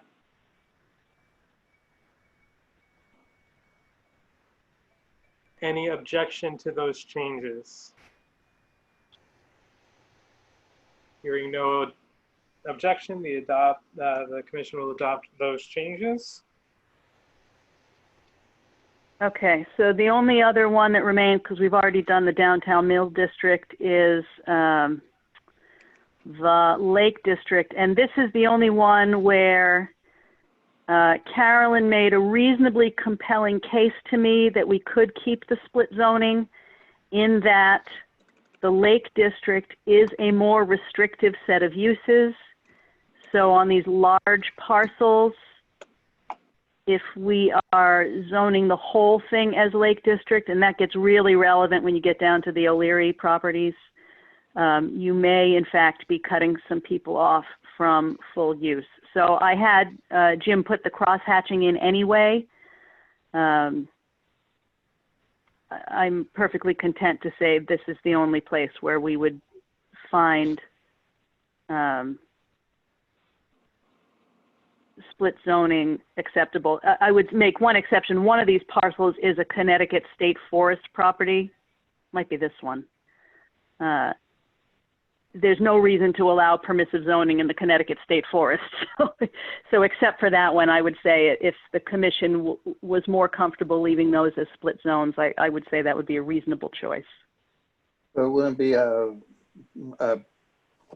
right to do it anyways, would it? That's state property. Well, there is a zone there. Everything has an underlying zone. So Right, if but we're going to mirror, we wouldn't be approving or not approving anything in that area. correct, unless the state of Connecticut decided to dump a bunch of land. I mean, that's the only reason.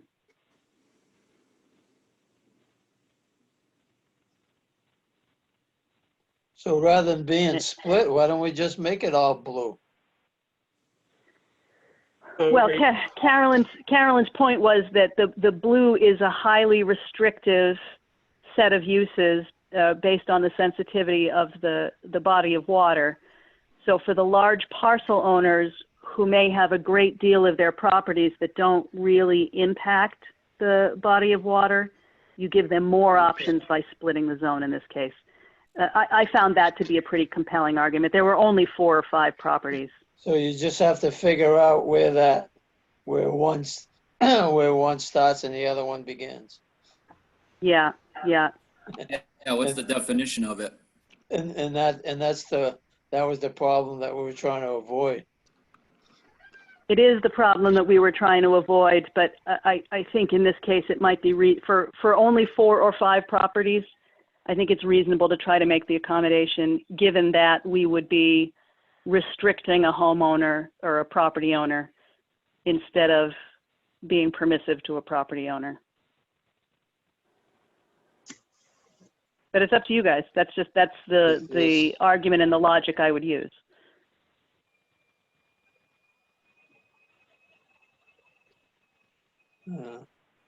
It's just that it's hard to figure out how many feet that is. You know, you're looking at the state property, but go down to somebody else's property, another area.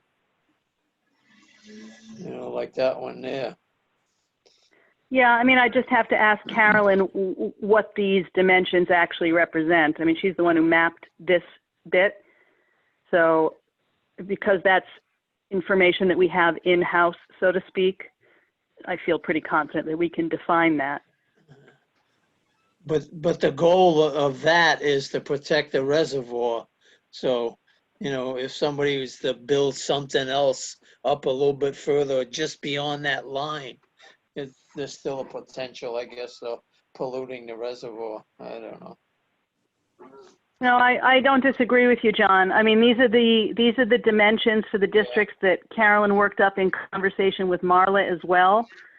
So I'm reasonably confident that they're good. Okay. And you're saying that Carla looked at that? Marla, rather?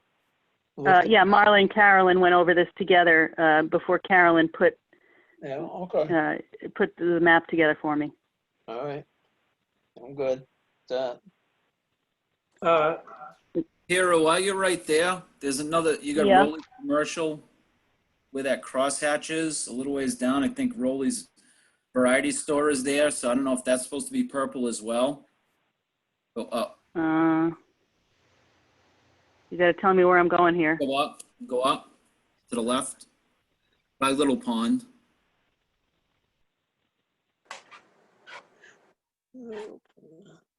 Yep, right there. Where the crosshatches on the south side of it, Yeah, there's a store there that should be probably. like here. Yeah, right there, but I think it's on the other side of that. Yeah, down a little bit, probably a couple parcels. It's a small piece. So it's actually in the green district? Pull Yeah. that up, if you pull that up a little bit. Is it? Yep. Right there. So somewhere around here. Oh, So in that case, you'd be looking at a grandfathered use, I guess. I mean, there's going to be some. We don't want to be spot zoning. If it exists, it's allowed to continue to exist.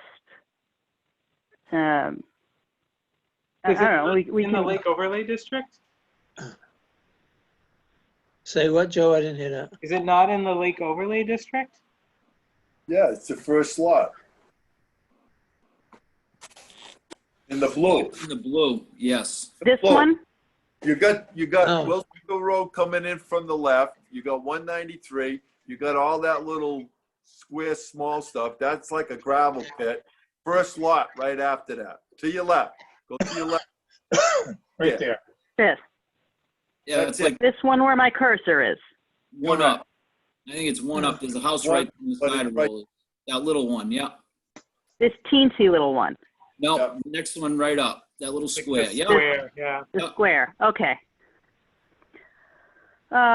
Well, it doesn't really change the fundamental statement of fact, which is it's an existing use that would be permitted to continue, probably couldn't expand under these guidelines. Yeah, I was just calling it out because it wasn't the purple like, down on that other one.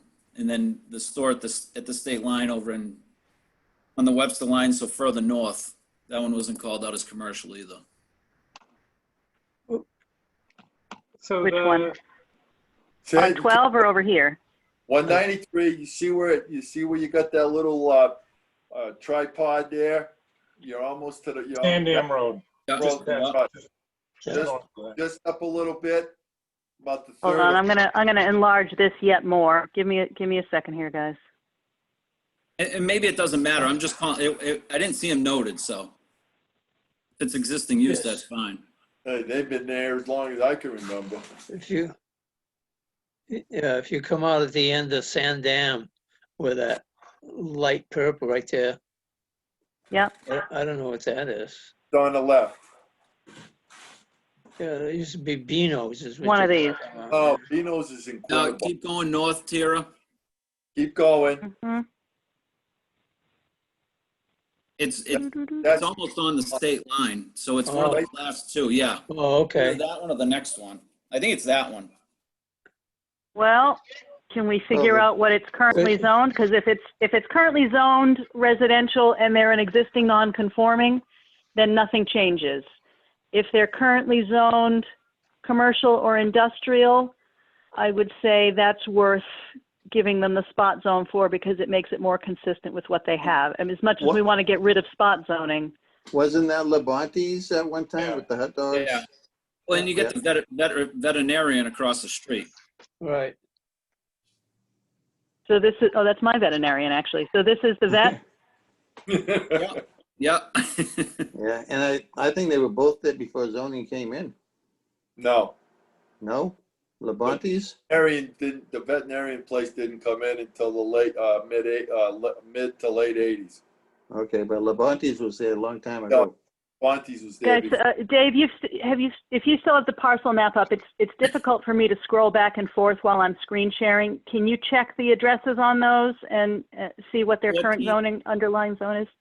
1410 Thompson Road. Oh, wait a minute, that ain't it, sorry.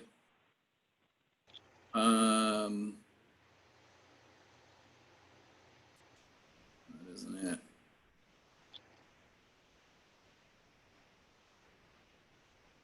I want to say it's probably zoned R40.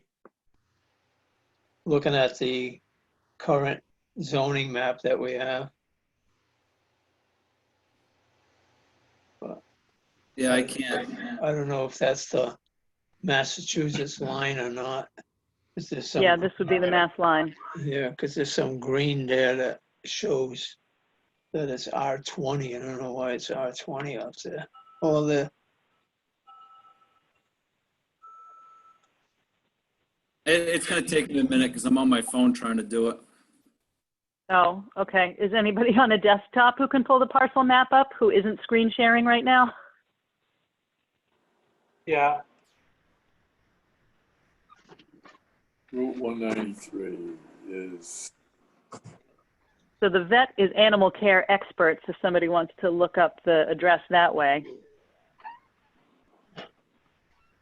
Go there.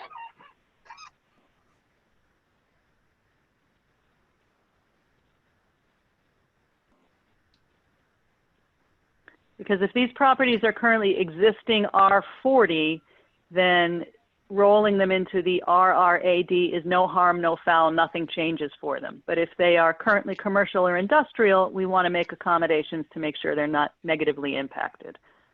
So 1392 is the store, Mm-hmm. and it is commercial industrial. Okay, that's good to know. So that's 1392. 1390. See, there's two parcels on that on building 2. It's either 1392 or 1394. I'm not. They're both on the same. Isn't there a house behind there? Is that the house that's on behind Rollies? Yeah, the On the house right is of it? residential, and the store is commercial industrial. Yep. And how about the parcel to the right of that? There's another house there that's still in Connecticut. Because the guy was pretty upset when they tore down Beano's and put that new one in there. Well, I looked at the vet. The vet is 1387, Tira, commercial industrial.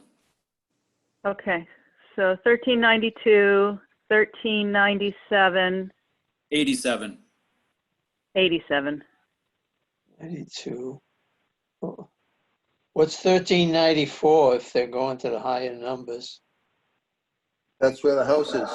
Yeah, that's the house in the. It's all one piece of property. It looks Okay, like. then 96, because they go, by twos across one side of the street. Yeah, the next one is 1402, which is. Which house is that? R40. Oh, that's So now it's really, the old house. just these two, right? Yeah. Yeah. Okay, so I will I will have NECOG Business Development District this so that the property owners don't lose any benefit of being in there. I hate spot zoning, but you got to do what you got to do. Well, aren't we pretty much spot zoning? Excuse when me, we're everybody, I gotta interrupt. Gloria just lost power. doing- Yep, so didn't I. Okay, I've got the recording, so we do Oh. have a legal record. Mine Okay. just came back on. All right, Tara's got the recording. Oh, nope, So we'll now have- we're back off. We'll have a legal record anyway. Yeah, mine, All right. I'm losing power over here too. Okay. I don't know what you're doing. But my Okay. lights- It's widespread because my lights flickered, they straightened out again. Yeah, there's Same. still. I don't know. nobody paid their bill? Yeah. Okay. Okay, I think that was everything on the map, guys. So now we can actually talk about the substance. If we can get that, if we can actually manage that before everybody loses power, I won't need to drink so heavily. What's wrong with that? And Tira, I thought going through the punch list was the best way to do that. Is that still right? I think so.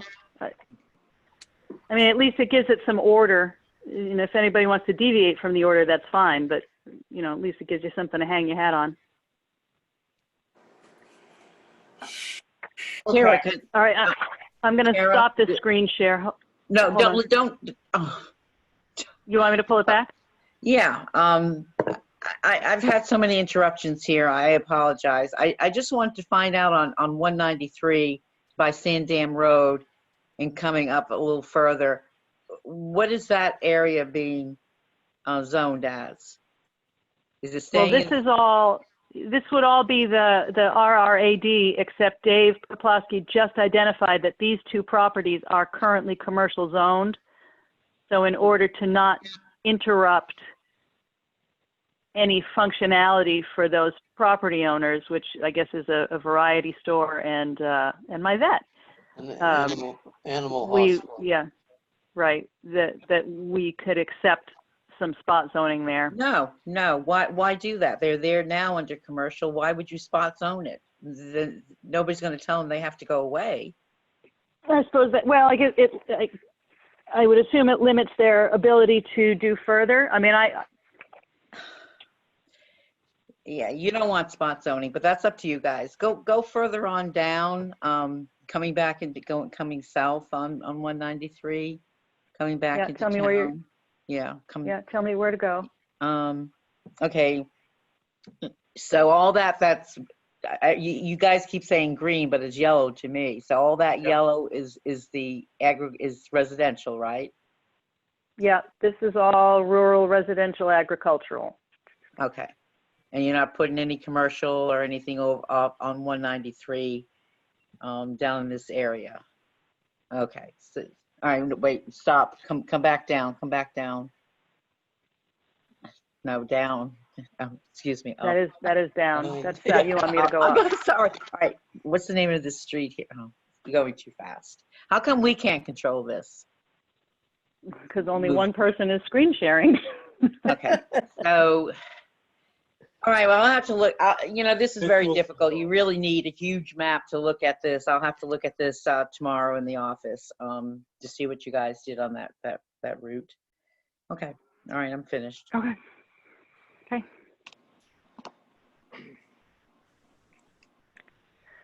All right, where are we at, kiddos? Okay,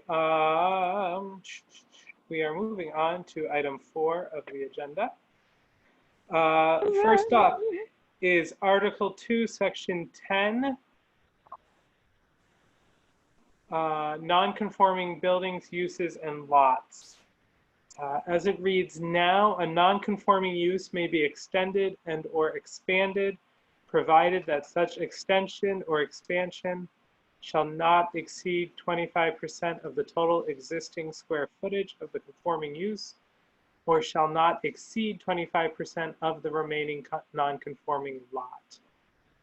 There was some concern about the level of expansion that allowed.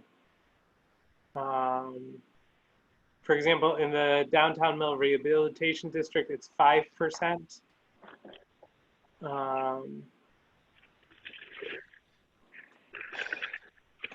Wasn't our lawyer the one that suggested that it was too much? That He thought it was unwise. He wasn't concerned about its legality per se. Okay. He was just, I think, surprised by it more than anything. Yeah. Kira, Yeah, wasn't well, he said it- wasn't there a clarification to this too? I thought I saw in one of your emails. There was, and I was about to get to that. So Rich also said that it wasn't necessarily as much the percentage, although that was a part of it. It was, he was making a more specific point about that you could have a non-conforming use on a conforming lot, which to me implied that it was really just an and/or distinction. So you can continue to discuss this piece or not. The and/or should satisfy council's objection. Well, isn't he, I'm reading his thing, he said, I would suggest using that number as an allowable threshold of expansion to remain consistent throughout the document. In other words, he's saying that 5%. I would say. No, that was me. That's my comment on his comment, John. Oh, okay. So we didn't see his comment then. Well, I had sent it a dog's age ago, but Okay. All right, let's bite the bullet. I'll say move it up to 10% or reduce it from 25 to 10. I don't, or else you want to be consistent and bring it down to 5. That much. Why would you consider even changing what has been working for years? I don't understand that. I mean, you've always had it 25%. It allows people to do Well, more. Presumably that is the reason why it was left the way it was. I don't have a dog in this fight. My initial response was to what I believed Rich was saying. He clarified it. I clarified it back to the commission in an email thread, which is not a part of this. But left the recommendation in there because it made the document internally consistent. But I don't really care. Here's his You guys comments. You want to hear his comments? Yeah, The go ahead. final- Okay. My comment in Article 2, Section 10A4 was not necessarily related to the percentage expansion. I was just pointing out that not all non-conforming uses were on non-conforming lots. So the 25% may apply across the board, not just on non-conforming lots. I like the architectural mullet in 4G-A2. Do you want to? Yeah, that's a separate comment. Okay, all right. So that's his comment on that part. But it's always been 25% on both non-conforming lots and non-conforming uses. Yeah, I would agree with that if I can. I feel like 5% is not. It's not worth doing. It's not worth doing, right? So we got to make it worth something. So I feel like 25% is at least doable. So I think we should keep it at that. It's just not worth it at 5. Okay, let's move on. I agree. Thanks. Any objections? Joe, you want to poll everybody, Joe? Done. If there's no objection, we will move on. Move on. I hear none. Okay, that was the zoning map. We took care of this. Joe, what's her name? Donna texts me her comments. So whenever you want me to read them to you, and you'll have to be patient with me but if you want me to read her comments, I What can are do that. what are they in regards to? Everything. I mean, it's not 20 pages. It's 1 page of comments. So. We're gonna be here till 11 o'clock, so read it. Okay. All right, so be patient. I'm trying to enlarge it. All land use with the departments were only made aware of the text amendment in March 2020. And the 3 years that everybody's talking about really doesn't have to do with the 3 years of this particular document. So that's one of her first comments. Where's the aquifer protection and water protection overlay district? Who regulates who used to be P&Z? Well, we know that P&Z, we know the aquifer protection regulates, but does the map show the overlay district? Are we going to be showing that for the aquifer protection? There's a separate map that Carolyn had provided showing that. All right, so we have that. Yep. Where's the zoning map, which you have with all the districts? And I kind of get what she means about that. It's a very, small map. We're all used to looking at this huge map on the wall. And if were able to do public meetings, we would probably have that. And so I think it's very difficult, following what you were doing tonight with the different areas, because you couldn't see the colors of what the zones are. You're going from zone to zone. So, I kind of get that. So I would hope that we have a better map that's accessible to you before you guys vote on the final document. That would be my concern too. Why would legal counsel review? Okay.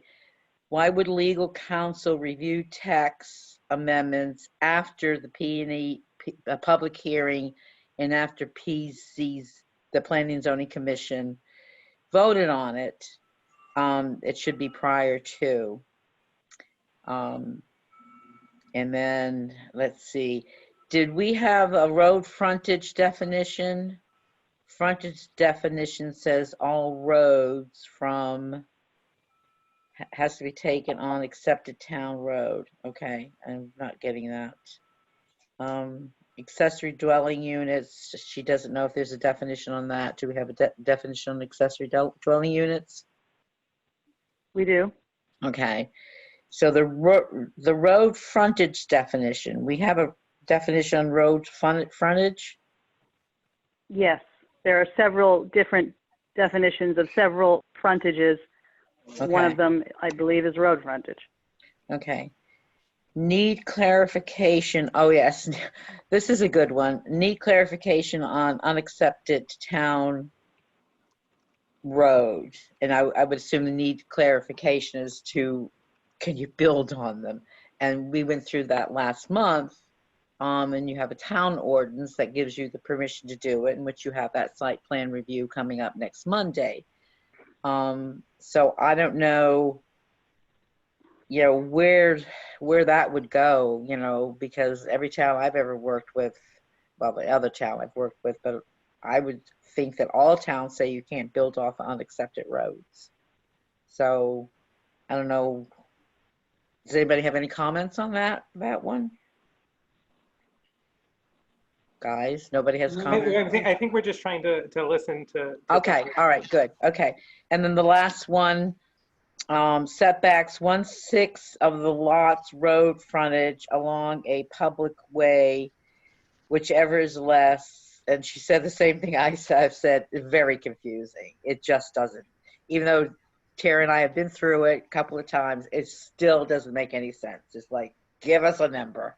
So that's it. That's her comments. Thank you. Joe, I just looked at our definition. We don't have a definition for road frontage. We got But what does just the frontage one say, John? the frontage. Well, I was looking under R. If I was looking up the definition, I'd look under R, no? Because all it has is re-subdivisions and right of way. And what would you want me to look at on this, Tara? Which one? Frontage, because this is one I went back and forth with Marla and Rich Roberts a whole bunch. So frontage, it says also road frontage in parentheses, the boundary of a lot abutting a public street. More than I am, and she gave me the news. But So, so that's the definition of road frontage, right? The boundary of a lot abutting a public street. Okay. And that's in the definitions. So, Right. Right. Okay.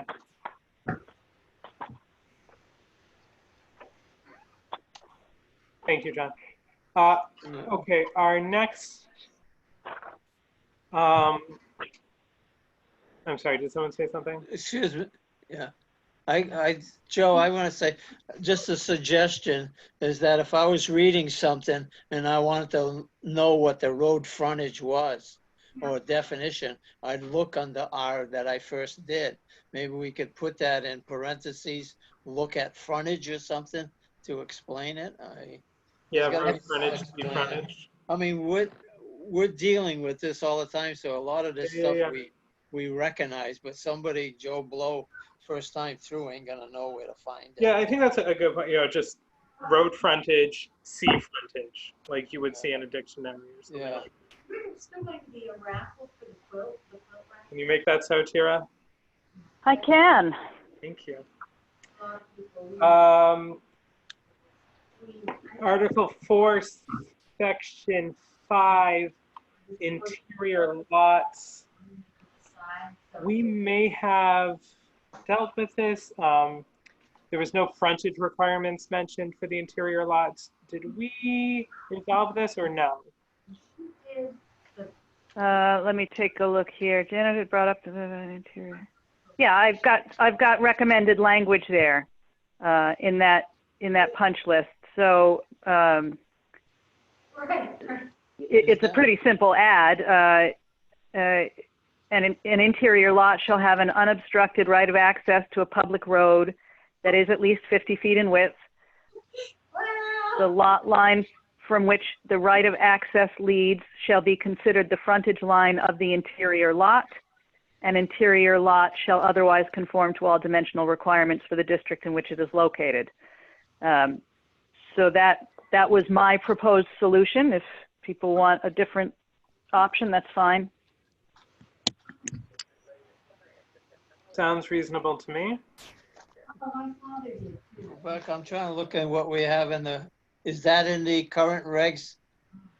Yeah, that was adapted pretty closely to the current regs. The only difference is in the current regs, it demands that the interior lot be larger as opposed to just conforming to the other standards of the district in every way except that peculiarity about the frontage. That's so true. It's so true. For whatever reason, I had written down in my notes, use current language in the current regs. And we Does don't go that out. make sense? Yeah, that is most of it. The only difference is in the dimensional requirements for the lot. Instead of demanding that the interior lot be, I think it's 1.5 times the dimensional requirements for a regular frontage lot, I've just proposed that it should be in every other way conforming. Yeah, yeah, Great. Any objection? right, exactly. Well. I hear none.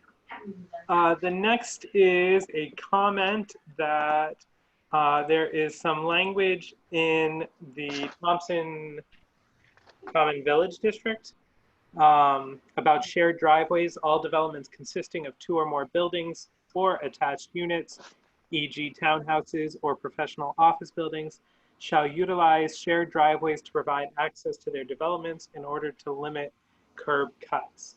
There was a comment that why not extend that to all districts? I think it makes sense. And What does everybody else think? yeah. So in other words, that would be moving it to general provisions.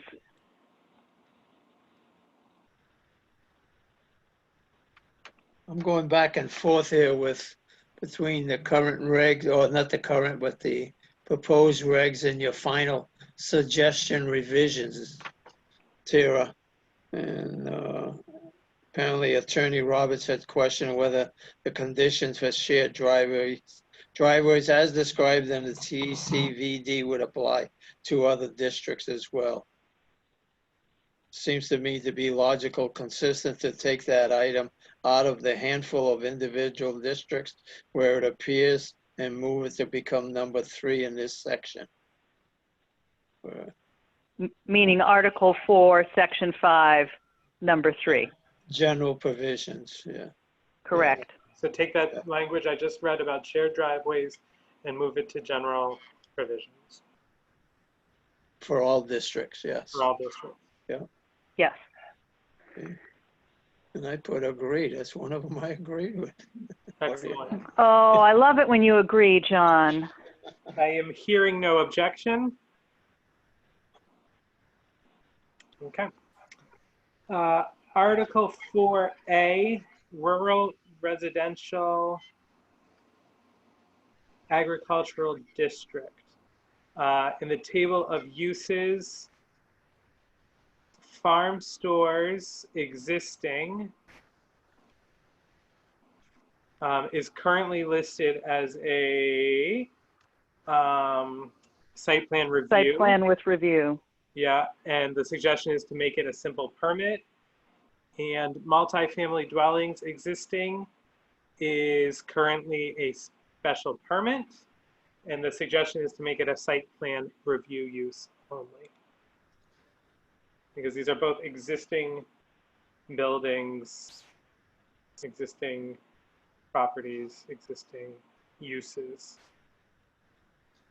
I agree with the first one, the farm stores, for my opinion, everybody else punch in, and I disagree with the second one. My put.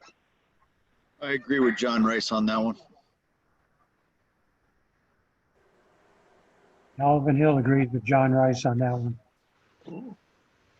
Is there any Charlie objection? Langlois agreed. Is there any objection then to making farm stores existing a simple permit use and keeping multifamily dwellings existing as a special permit? So just to be clear, what that means is somebody has, let's say, a large, let's use my house for an example, a 4,000 square foot house, which has room for a second unit. Instead of allowing me to convert on a site, and I'm not proposing that I want to, I don't, by the way. Instead of allowing me to just convert with a simple site plan review for the commission, I would have to pull a special permit to make that conversion. That's what that would agree if you leave that as a special permit for an existing structure to convert to a multifamily. Yeah, I would call for a public hearing, right? Yes. Yeah, Right, Yeah. exactly. so. Well, do we want to do, 'Cause do I we think want a that- public hearing? Why Well, would we That's need what a I, public that's why hearing, I'm, John? right, that's why I'm proposing that it should be a site plan review by the commission for that. I would be in favor of that. Just site plan review by the So, commission. so the neighbors. Joe, I think you need a vote on this one. Yeah, for sure. So you're not allowing the neighbors to pitch in or voice an opinion as to whether they enjoy having to and making that a 4-family apartment?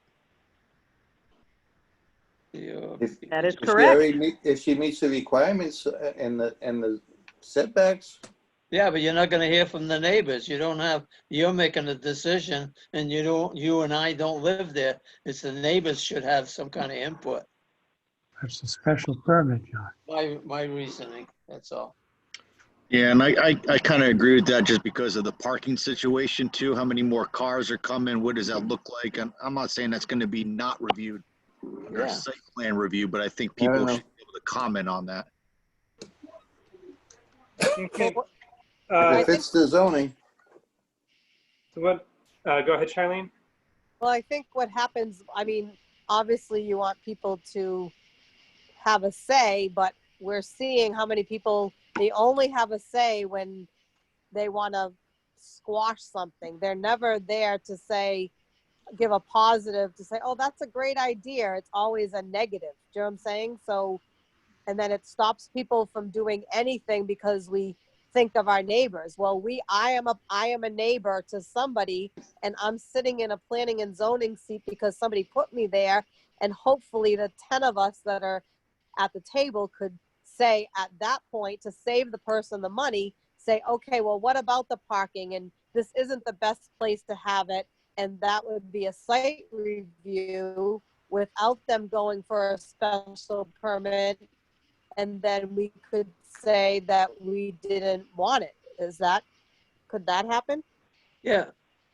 If I can reply that somewhat to that, Charlene, but you and I are living away from that and seeing how we're using Tara's building as an example is that, you and I probably could care less what's going, but I think the neighbor next door would have something interesting to say or like or dislike, at least look at what's being proposed. Now we're cutting that person or the people in that surrounding area, say within 200 feet of that location. Where you're not notifying anybody. All of a sudden you wake up the next morning, wow, look all that construction. Yeah. Yeah, you're making a 4-family apartment out of it. Okay, so because the zoning allows it. Regardless of what other people think, if you fit the zoning regulations, no one else has any say in it. Unfortunately, I mean, they may not like the person. right. I mean, there are plenty of things that we say that the neighbors don't get to weigh in on, and so the question is, where is that line? Bingo. when you need a special permit. Right. So if everyone has had a chance to say what they want to say, what I would like to do is call a vote on this. Okay, I hear no more comments. So this is for a multifamily dwellings in an existing building. Your options, please, are site plan review only or special permit. Okay. Mr. Rice. Special permit. Mr. Rice, special permit. Mr. Lenke. Pass on that, pass to the end, the vote. I need to. Mr. Hill. Go with the crowd. Alvin Hills, special permit. Mr. Hill, special permit. Mr. Krogel. Site plan review. Mr. Krogel, site plan review. Mr. Poplawski. I'm saying special permit, Joe. Mr. Poplawski, special permit. Mr. Santos. Brian Santos, special permit. Mr. Santos, special permit. Ms. Langlois. Site plan review. Ms. Langlois, site plan review. Mr. Blackmer. Site plan review. Mr. Blackmer, site plan review. I vote site plan review. Mr. Lenke. Site plan review. Okay, the votes are 5 for site plan review, 4 for special permit. So that will be a site plan review. Article 4A, Section 4, Agriculture. Oh yeah, this is my favorite one.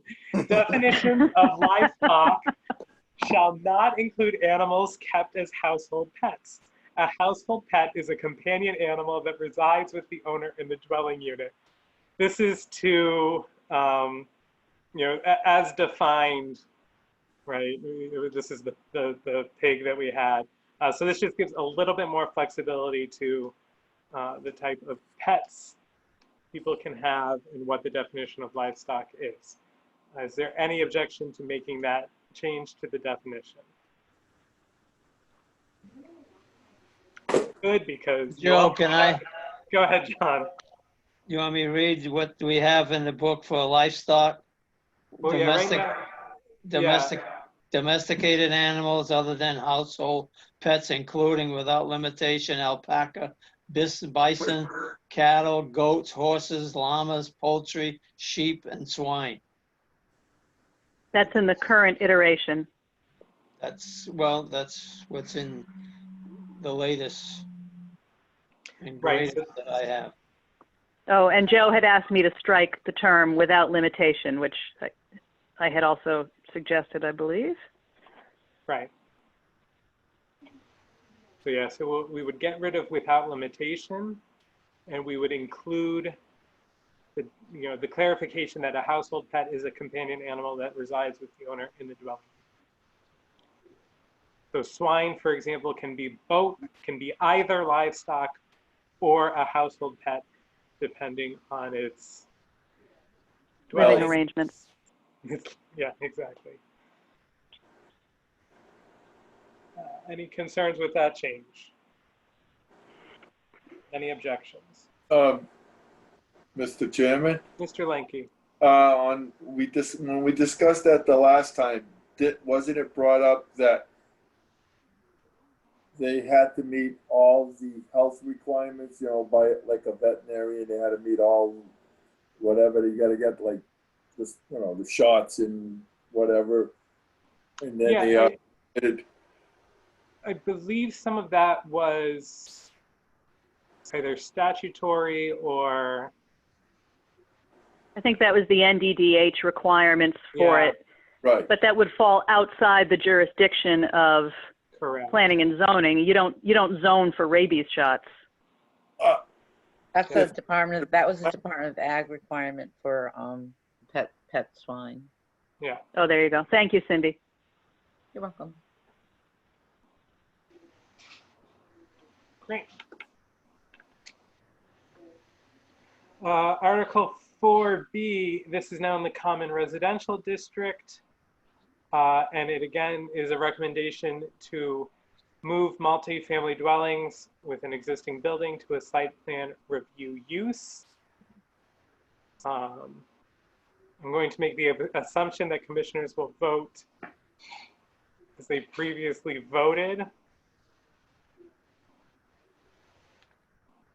And that we can operate under the assumption that this change would be approved. Is there anyone who voted for site plan review in the other one that would change their vote, I guess, is really the question. I'm confused. For whatever it's worth, that is your higher density area. So the impetus to lower the burden for conversion is higher there. So if it passed for the RRAD, the logic would suggest it should pass for the CRD. Yeah, I would agree. I feel like it's more appropriate in common residential district anyway for a site plan review. I would change my vote to site plan review on that one. Okay, thanks, Brian. Okay, without objection, then I will move on.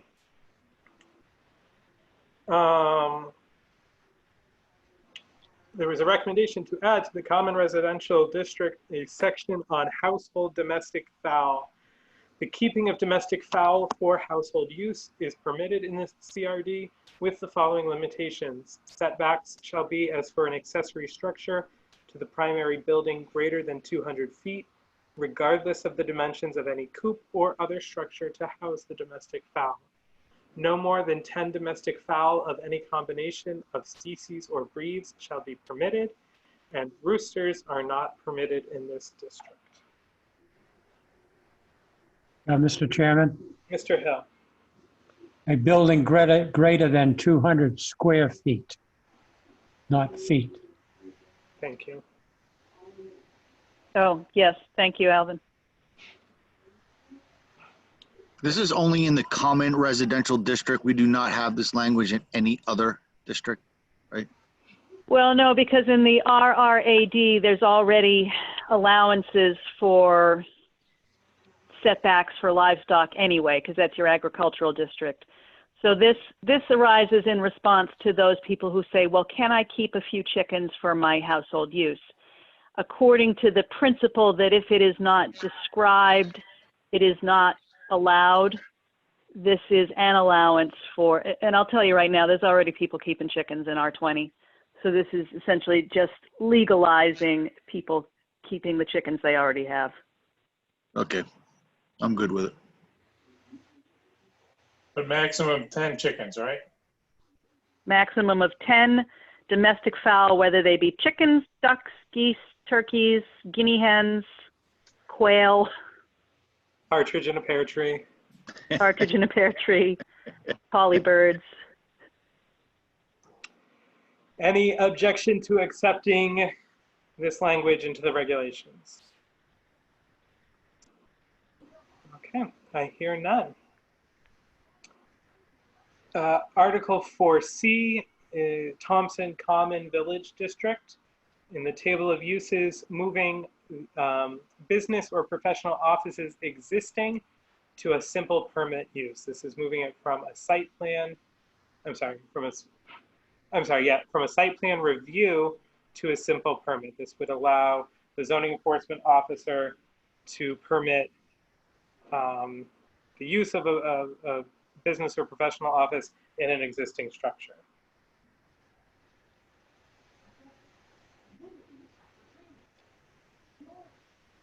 Any objection to making that change? Nope, not on my. Next. I hear none. Business Development District, Article 4D. We took care of this. That's yet? the map. Yep. Yep, that's the map.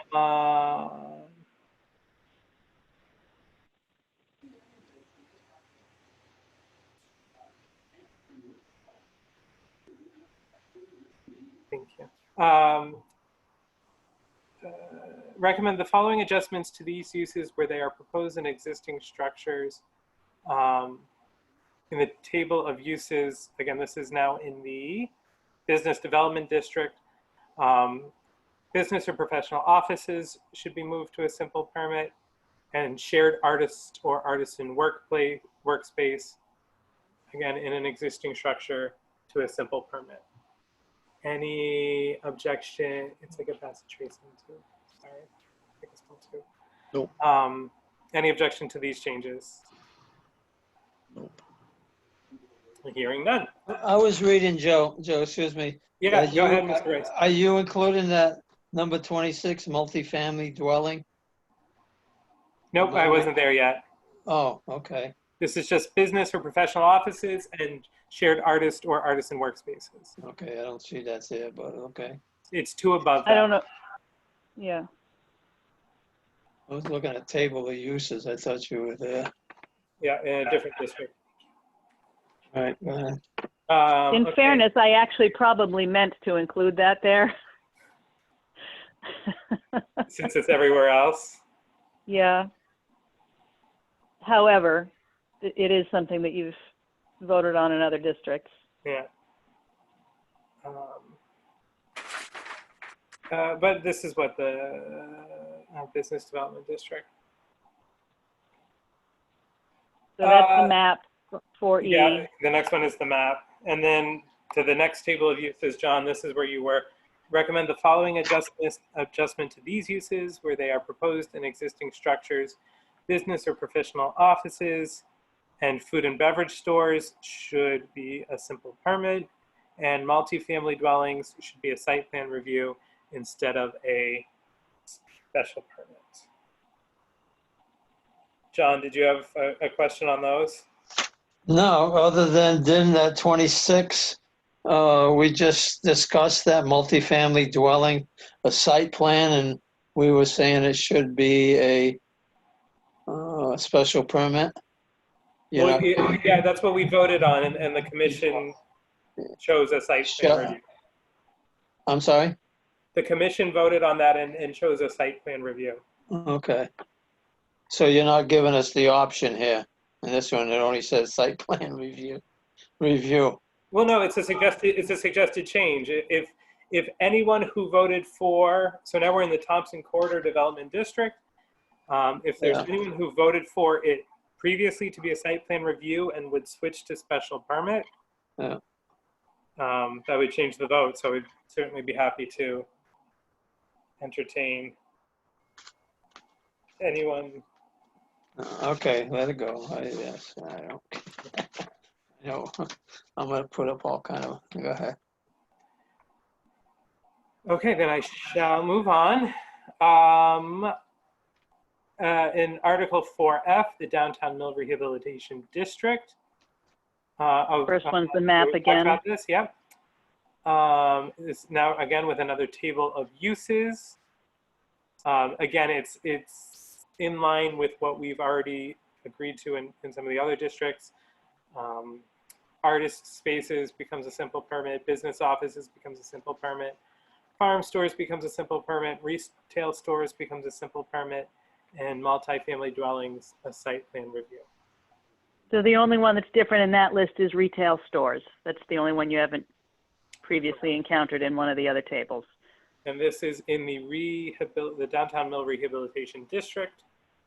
So a retail store in an existing structure would just be a simple permit if the commission agrees.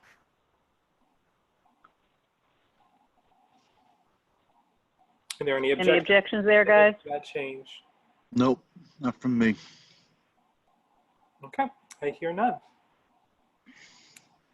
Article 4G, the Lake District.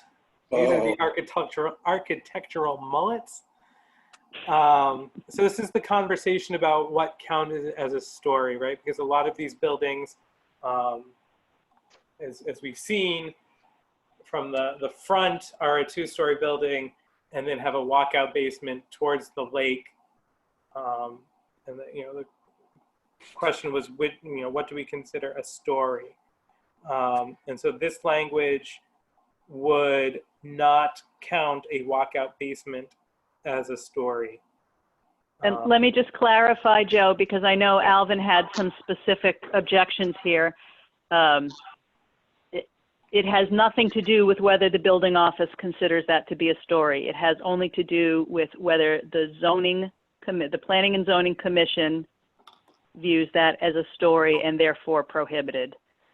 So whatever building codes a property owner would have to follow to put up a structure, when we're looking at it and saying we permit it, 2 in the front, 3 in the back, business in the front, party in the back, fine with us.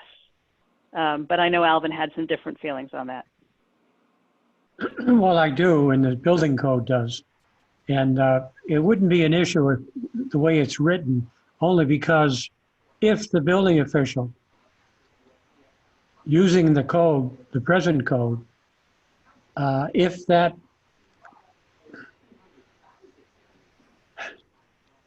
let me, what's the definition of it? If the foundation is greater than 50% out for the basement area, that support structure foundation around that walkout basement is more than 50% above grade, in other words, exposed, it cannot be considered a story. So it would be just a walkout basement. And I'll just add in here, I went around and took a lot of photos. I will Yes, say I that, thought it was Brian. yeah, Yep. a substantial amount of the buildings there would fall in line with the paragraph that's written here. And I think for just consistency's sake, for anyone that already has a house there or is planning on building a house there, I think this verbiage probably fits it better. Because I think anyone that's trying to do anything over there would just assume that they could build what they see and what's currently being built out there. Again, the building official, Brian, using the code, would determine whether or not it's a 2-story or a 3-story. Yeah, well, I can't control that, Alvin. So, yeah. No, I know. That's what I'm saying. So But if we're writing up the zoning here, I think at least from our perspective, it shouldn't include the basement if it's a walkout as a story. Now, whether or not the building official wants to do something else, we're not talking about that. Yeah, and that's why I like the clear statement for the purposes of these regulations. Yeah. Yeah, I mean, I would say that it's comparable to how the building office and the zoning regulations have differing opinions on what the height of a fence is before it triggers a permit.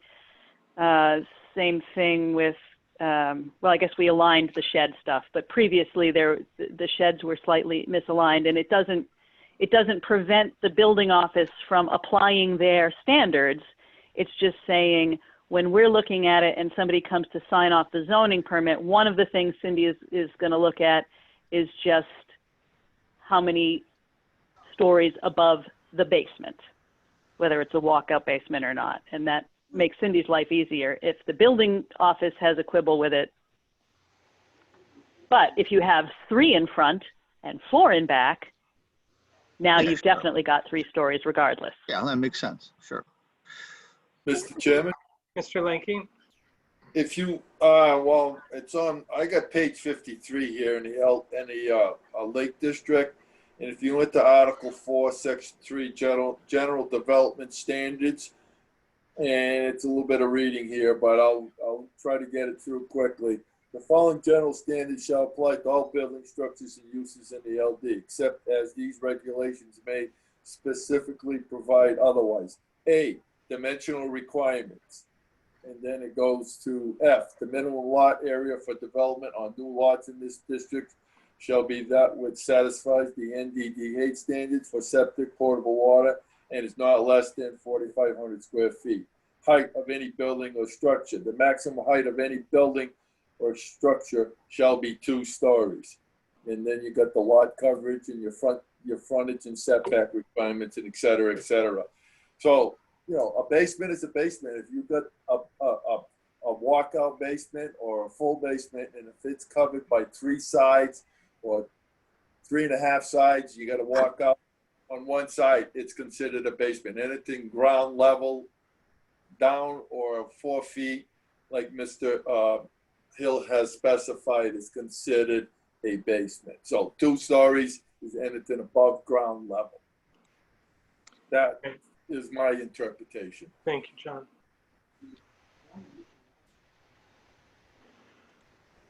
Okay, then, is there objection to this language as written?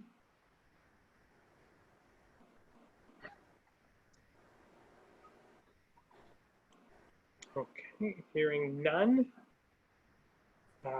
we shall adopt it. Article 5A, Section 3, Earth and Gravel Removal. Section B, exemptions. Section B1 was a little unwieldy and confusing and unclear.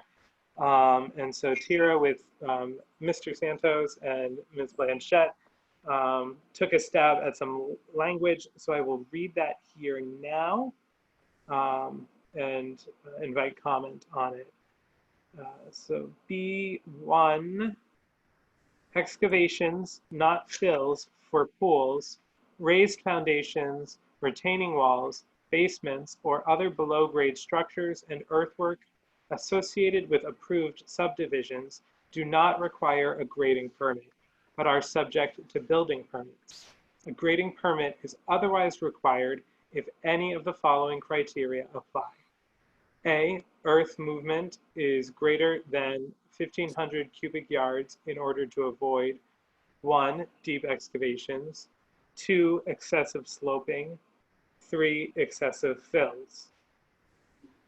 B, grading obstructs or diverts a drainage course. Or C, importing or exporting of earth over 1,500 cubic yards. Are there any questions about that, that section?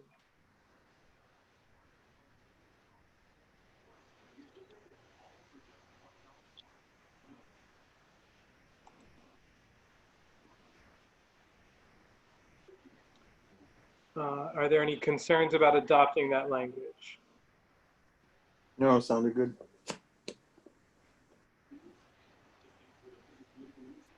Nice job, Brian. Hey, thanks for having me. Is there any objection then to adopting that language? None. I hear none. Okay, in the same section, this is also an exemptions. Section B3, excavation, removal, filling, or grading of a total amount up to 1,500 cubic yards per year. This item keeps coming back around, and Alvin has worked up some figures to try to arrive at a less randomly determined choice.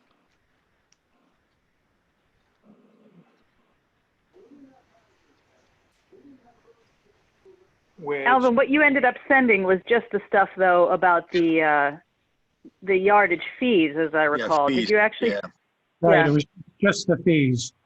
You know, I wouldn't Yeah. want to see another 25 years where it's 2 cents. Right. Yeah, I had thought, when I wrote this up, I was under the impression that you were also going to send a justification for what the allowable yardage per year as an exemption would be. So, you know, just to backtrack it, and the only reason you guys need to litigate it again is because I think when it was decided, it was a very small number of people, and it just keeps coming around. Too high, too low, just right. So you've got 9 people now. So that is a good solid majority of the commission able to vote. It just vote on it, put it to bed, what that level should be. Are we Well, talking if- about, I'm so sorry, are we talking about C, the 8 feet, 5 feet again, or are we still talking about No. something? No, else? Sorry. we're getting there. We're getting there, Brian. This is just the exemption for annual excavation of cubic yardage. So some Okay, people yeah. have asked to go back to 3,000. It wasn't broken. Why fix it? Some people have said, oh my God, that's so high. I mean, I've had a suggestion from the public for down to 500 cubic yards. And then where we landed was this 1,500 cubic yards. But because it keeps coming up and because it was decided by a vote of not a majority, I mean, a majority of those present, but not a majority of commissioners, I think you should just decide, vote on it, end of story. Boom. Well, why was it 3,000 forever and now it's down to 1,500? Who decided? We decided that because of what? 360. Public comment received was all over the place. Same thing, like I just said, too high, too low, just right, all in there. So the 1,500 was a compromise measure. I think there was some thought among the commissioners that when it was set as high as 3,000, it became easier to abuse it. Whether that's actually the case or not, I don't know. But that was a part of the conversation that I seem to recall. I'm sorry, how many dump trucks would that be to take out 1,500 square yards? 20 probably, if you're putting, say, 1,500 yards would be 100 truckloads. Truckloads. yeah. Yeah, I think the normal flat, like a regular rack body truck will get like Yeah. 8, let's just say 10 yards for easy 10. math. So that's 8 to 10. 150 Okay, yeah. truckloads, right? That's a single axle. Right. A single axle, yeah. Single axle is like 8 to 10 yards max. Right. Right? So you're talking 150 trucks. I mean, that's a lot of trucks, right? I mean, Yeah. in my opinion. 3 a week. It's And that's an annual allowance too. So personally, as a non-voting advisory staff member, I think you made the right choice to bang it down. I think you get enough complaints about truck traffic from permitted operations that adding an exemption for people to even get the permit to haul the number, I just think you're opening yourself up for trouble if you push it back up to 3,000. I would agree. Yeah, I wouldn't be in favor of 3,000. It's that can become abusive real quick. Do you see Janet's comment, Joe? Yeah, The chat? 1,500 Yes, cubic yards is 1 foot of soil on 1 acre of land. Equivalent to moving that. But they don't. They dig into a bank and say, a neighbor of mine, 1,500 yards, he's digging a big hole. And next year he comes in and still digs a big hole where somebody comes in with a permit. There's nothing in here saying a landowner has to reclaim that area to make it usable. He just digs a big hole. So that's why I think 1,500 yards, there's still a lot of material. And wasn't it originally 1,500 yards period, not 1,500 yards a year? That was a topic of discussion as Yes. well, and it landed on per year. Well, Yeah, I remember that. I think it's 1,500 yards, period. And that was, like I say, what's to stop him? Okay, you dig 1,500 yards and next year, another 15, another 15, First thing you know, you got a big hole in your backyard and nobody reclaims it.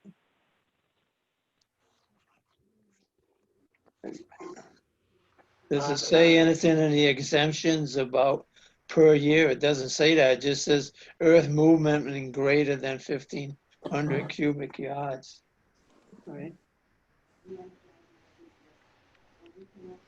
Right. So think I don't that- remember who made the case. It may have been Attorney Heller in one of the public discussions, but somebody made it that, and Randy, you can chime in on this, that one of the reasons that these amounts are frequently allowed per year is to allow owners of agricultural land to monetize their property as a side hustle without going through the hassle and expense of a special permit.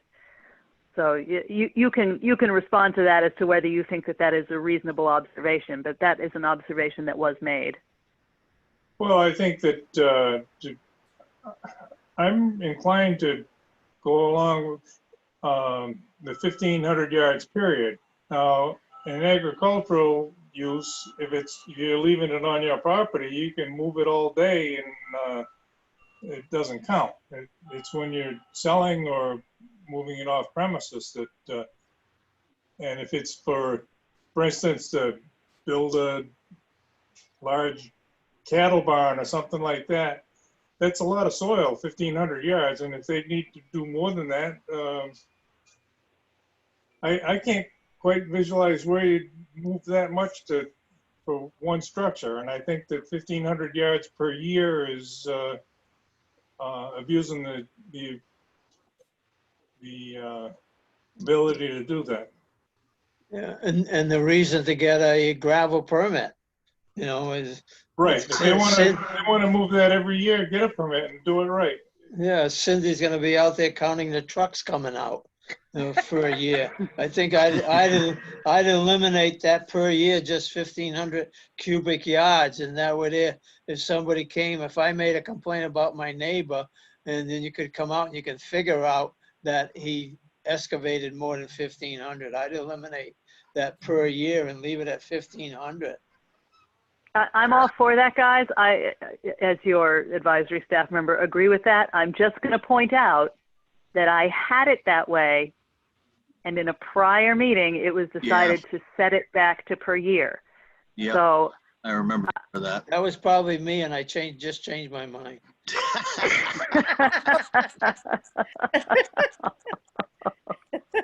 I think it was. Blame Yeah, blame it I think on it me. was too. Blame I'm it glad you said it, Charlene. I don't care. I'm perfectly happy to strike that per year, guys. Yeah. I'm okay with that, just for the record. Is there I'm okay objections? with that. Is there anyone who would like to make a strong case for keeping it at 1,500 cubic yards per year? Nope. Okay, is there then objection to removing per year and changing it to excavation, removal, filling, or grading of a total amount up to 1,500 cubic yards? Nope. Yes. Okay. Yes. I hear no objection. Great. We're getting there, guys. You guys are so close. Yeah, right. Okay, and she says that because of the next one. Yeah. Right. This is now, Ryan, the 8 foot, 5 foot, 3 foot question. Let's do 6.5 and call it good. Oh my God, Charlene, seriously? I'm advocating for pi. I'm just kidding. I'll Yeah. start the discussion at saying 5 feet. Second that. All right, I'm just gonna say this. Go ahead, Charlene. I was gonna say, all in favor? She's Yeah. ready to close the motion. Go ahead, Yeah, Mr. Santos. Thank you, Joe. Again, I think we voted on this previously at 8 feet. I think there's obviously, you all have heard the public kind of reaching out to us on this particular topic. Just for the record, I would support the 5 feet. I don't think there's anything wrong with it, but just because of the public outreach. And I think for the past, 40 years since the 8 feet has come out, obviously there has been successful business in Thompson at 8 feet depth for a very long time. And I vote that we keep it that way for 8 feet. And again, just to chime in as your advisory staff member, and I've said this before with clarity, and I think I say it here in this memo, I accept factually, as a matter of just plain fact, that there is nothing wrong with that 5 foot level. But I think if you back away from it, I think it is going to be a loser for you guys in terms of having that angry response over something that if you just leave it alone, you've made a simple concession. I accept that it is factually fine to go even closer than 5 feet. But I just think you're setting yourself up for more obstruction than you need to if you change it. But you guys do whatever you want. That's my 2 cents. The earth and gravel business will continue in Thompson at 8 feet. I will guarantee it. Yeah. Yeah, I know, but as was discussed before, Brian, and brought out, they're leaving a lot of material behind. In other words, there's a lot of material that could be taken by going down another 3 feet. And I was basing it on, you know, the NDDH is saying that it doesn't affect the water table at 3 feet. If you went down to 3 feet, I said, well, a cushion for me is an additional 2 feet. So that was. Yeah, I agree. I'm not disagreeing with you, John. And you Yeah, just, I think we all agree on the same facts. It's just how the facts apply to the job that you're charged to do, and how changing this one simple item is going to make the rest of your job harder. I would go to a vote on this one, Yeah, 8-5, Joe. But Tara, if I may, and Joe, is that we can back it up with statistics or information from NDDH. So what's the goal, or what was the purpose of staying at 8 feet? Because probably years ago, we didn't know if that affected the water table or not. NDDH or a septic system. NDDH is saying it doesn't. You can be down at 3 feet, and everything would be percolated back into the ground. End of discussion for me. Any other further discussion? Mr. Chairman, Mr. Lenke? that's why they do test wells to see where the water table is, and they use that as a gauge to see where the water. So if the water table come up, you can't dig anymore. But if the water table went down and it stays down, then it can go down another 2 or 3 more feet. Mr. Rice does have a good point there. That's what the test wells are for. I believe in using test wells. That gives you your barometer of height. And like with the NDDH, if we got that, how can you dispute that? That's from me talking as a construction guide. If I was to do sand and gravel operation, removing material, I would like to get as much material I could get out of there without affecting groundwater. So I would end up putting in test wells, and that will give you what you're looking for. If you're going too deep, or if the water table got rose because we got too much rain and whatnot, well, then you don't dig down. You just have to hold it off. Thank you, Mr. Lenke. Any further discussion? I think that there was a whole lot, I had a tough time, especially on that, in the Spicer Road. There was a lot of flack or stuff thrown out there, and I was having a tough time separating the fly turd from the black pepper on some of the facts that were strewn around on that, as far as why you should not go below 8 feet. And I agree with John that I think that you disturb less of the environment if you take X number of yards of gravel out of and go down that extra 3 feet, rather than stripping off another, I don't know how many acres it averages out, but you're going to destroy, you're not going to affect as much, have as much impact on the environment in that given area if you can go down that 3 feet and you're not disturbing the water table. Thank you, Mr. Blackman. So I'm not a construction worker, and I don't dig holes and measure water. So my question would be, how is the 8 feet affecting the community versus the 5 feet? What is the problem? Like, and are they just barking at a number because they're like me and they don't understand all this construction talk? And is it lack of knowledge on their part? And does it benefit the person digging, like the company coming in to dig, or or for a house or whatever? Like, are we helping people or hurting people while we're trying to figure out 8 or 3 or 5? I'll, Joe, if I can Mr. kind Sanders? of shed a little bit of light on that with Charlene. I don't think we're doing any harm, but perception is reality. As you've seen, Charlene, in some of the reports, right? When you take a test well, you have like 5 of them, you kind of take the average of them. Like the public was trying to point out that at certain points they were below 8 feet. That is absolutely true because the water table goes up and down. So you take an average of like 5 or 6 of them, right? But what's going to happen if we do it at 5 feet, all of a sudden the averages might become 3 feet or 4 feet, and they're gonna complain even more about it, right? So I don't think there's any harm being done to any of the residences, but I think the perception is that we are doing harm, right? And I think from the public outcry before, it's just going to hurt us in the long run.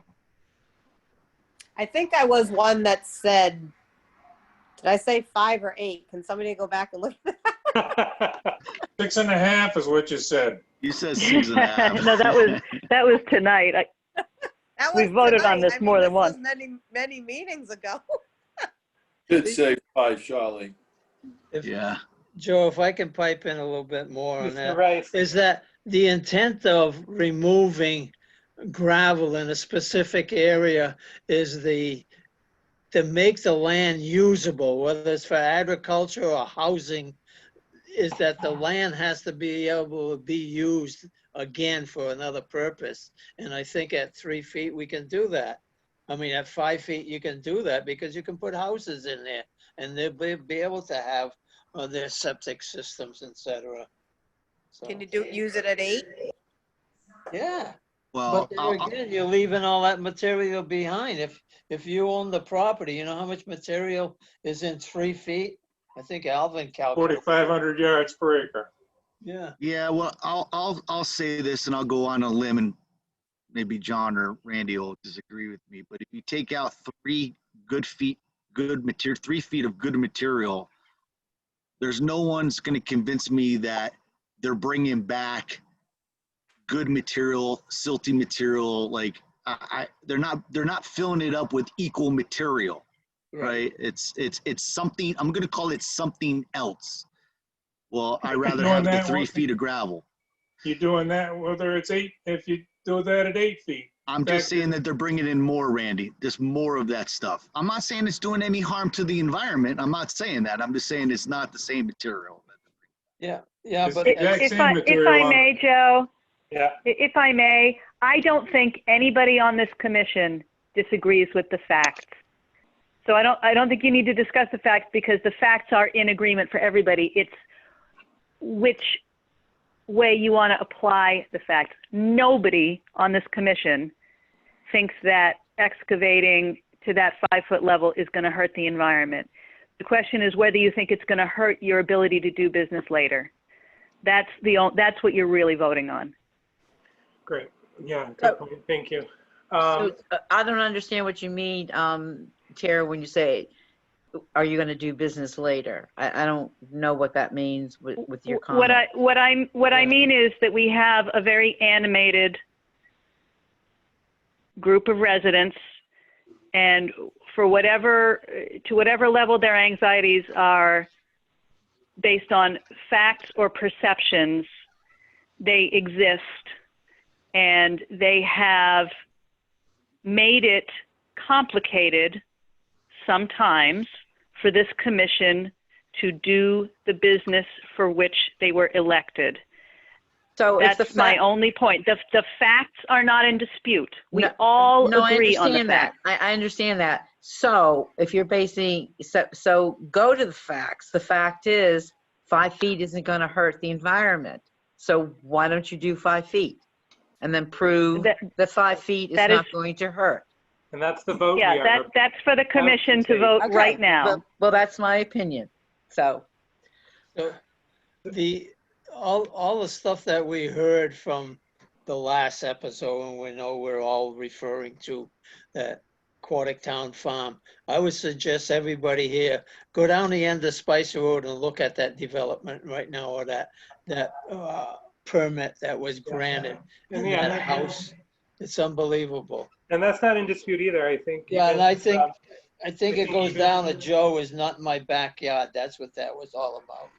Correct. I think even, So, yeah, I think- Let's move. Can we make a So the vote on choices are this? 5 feet or 8 feet. Those are the choices for the vote. Mr. Rice, 5 feet. Mr. Lenke, 5 feet. Mr. Hill, Calvin Hill, 5 feet. Mr. Krogel, It's gone to bed. 5 feet. Mr. Santos, 8 feet. Ms. Langlois, That's I have Mr. Pawlowski. Oh, What? sorry. Sorry. 6.5 feet. That's not a choice. I know. 5 feet. Mr. Poplawski, 5 feet. Mr. Blackmer, 5 feet. 7, 8. Joseph Purdy Brown, 8 feet. Okay, by a vote of 7-2, 5 feet is adopted. That is for Article 5A, Section 3C. Okay, Section 5, I'm sorry, Article 5A, Section 3E, renewals. So in our language about renewal, there is concern about what we were asking for, what that would require of a surveyor, and what that would require of an applicant in terms of financial investment. So based on the comments received, what we would say is every 12 months after the effective date of a special permit for earth removal, the applicant shall submit to the commission a statement regarding the process of the operation, accompanied by a letter signed by a licensed surveyor stating the bottom elevation of the excavation, the approximate amount of material removed, the size of the disturbed area, and a certification that the grading is being done in conformance with the approved plan, which would take out the need for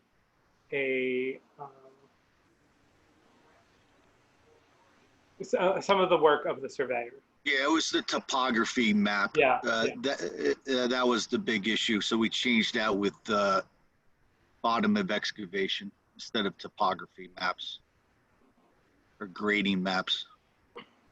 Mr. Rice, does that sound something like you were thinking about? No.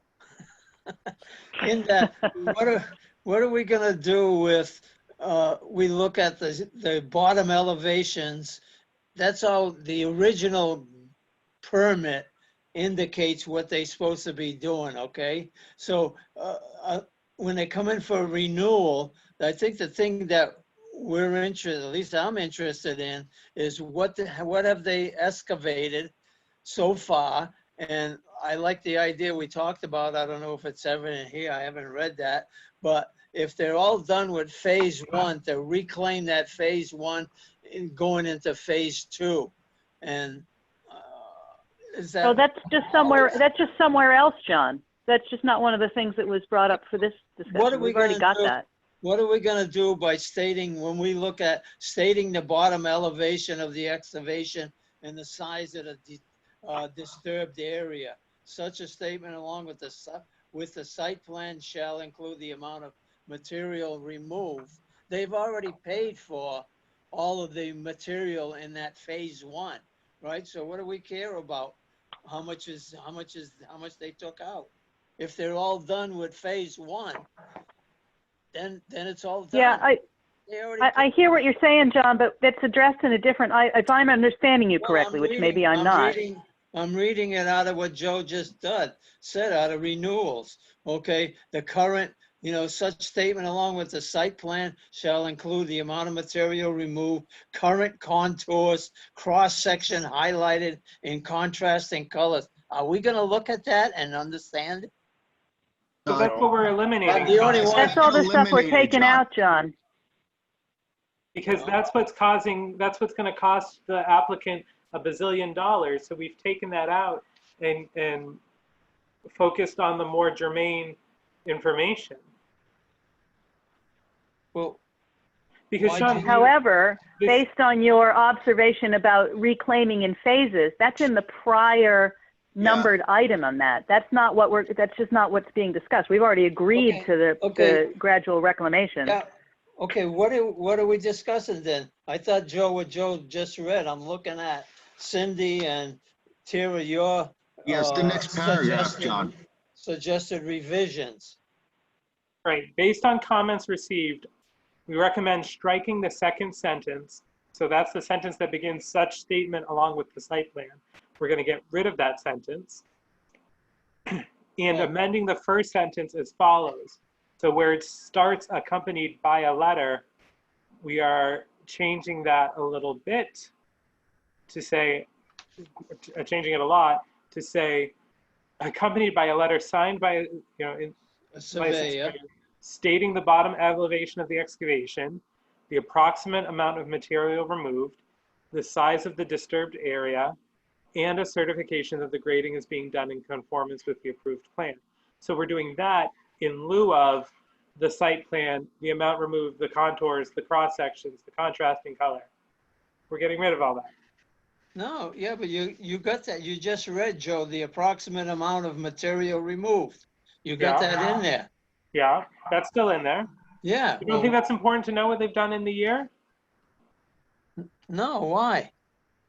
If they haven't finished, we already authorized them to go in phases, right? But if they're working, we authorize them to start in phase 1. What do we care how much material they're gonna take out of phase 1? They already paid for it. I'm When- pretty sure when we they ask. finish- I'm pretty sure every time a renewal comes, we ask them. Someone says, "How far? How far along have you gotten on this project?" Every time, every renewal I've sat in on. Well, the other thing, all we had them do is to color in the areas that they worked in, right? Right, but I think for me, I think you're asking a lot of stuff, signed by a licensed surveyor and all this other stuff that we're not even gonna look at. And a certification. No, we're not John, asking. Just to be clear, the change that is suggested asks less of the applicant than what are the proposed regulation right now asks of them. This suggestion reduces the burden on them. I do it. I'm reading it as the letter signed. Well, go ahead. I don't agree with it, but go ahead. That's why we'll vote. I think you're asking too much stuff that we don't even look at. Okay. Are there other objections to that language? You need to make it, you better make it a little bit more clearer, Mr. Chairman, about the, how can I put it? Well, I know we're we're trying to eliminate the burden to the landowner and excited to prove of the material being removed or is gonna be removed in phase 1. Half a I dozen. think the language that's proposed is very clear to applicants and to their engineers. For whatever it's worth, guys, this again is language that, similarly to some of the other stuff, Brian and Janet and I kicked around after that, whichever meeting it was where this stuff came up. So it was refined based on suggestions by people who see it on the business end, so to speak. Yeah, I would also think that this is probably the most minimal type of question that we would ask, and is definitely taking a lot of financial burden off of the applicant on a renewal. So this is like 101 basic questions, in my opinion. Didn't we, Brian, didn't we just do something, or Mr. Chairman, didn't we just do something like that with Rosinski? She, she was gonna pay, we were, asking her to pay the whole fee for the year, and she hasn't done any removal here. We made it so she didn't have to pay anything until she started any type of excavation of removal of material, and then she has to pay the fee, and et cetera, et cetera. That would, to help her to keep it going if she wanted to.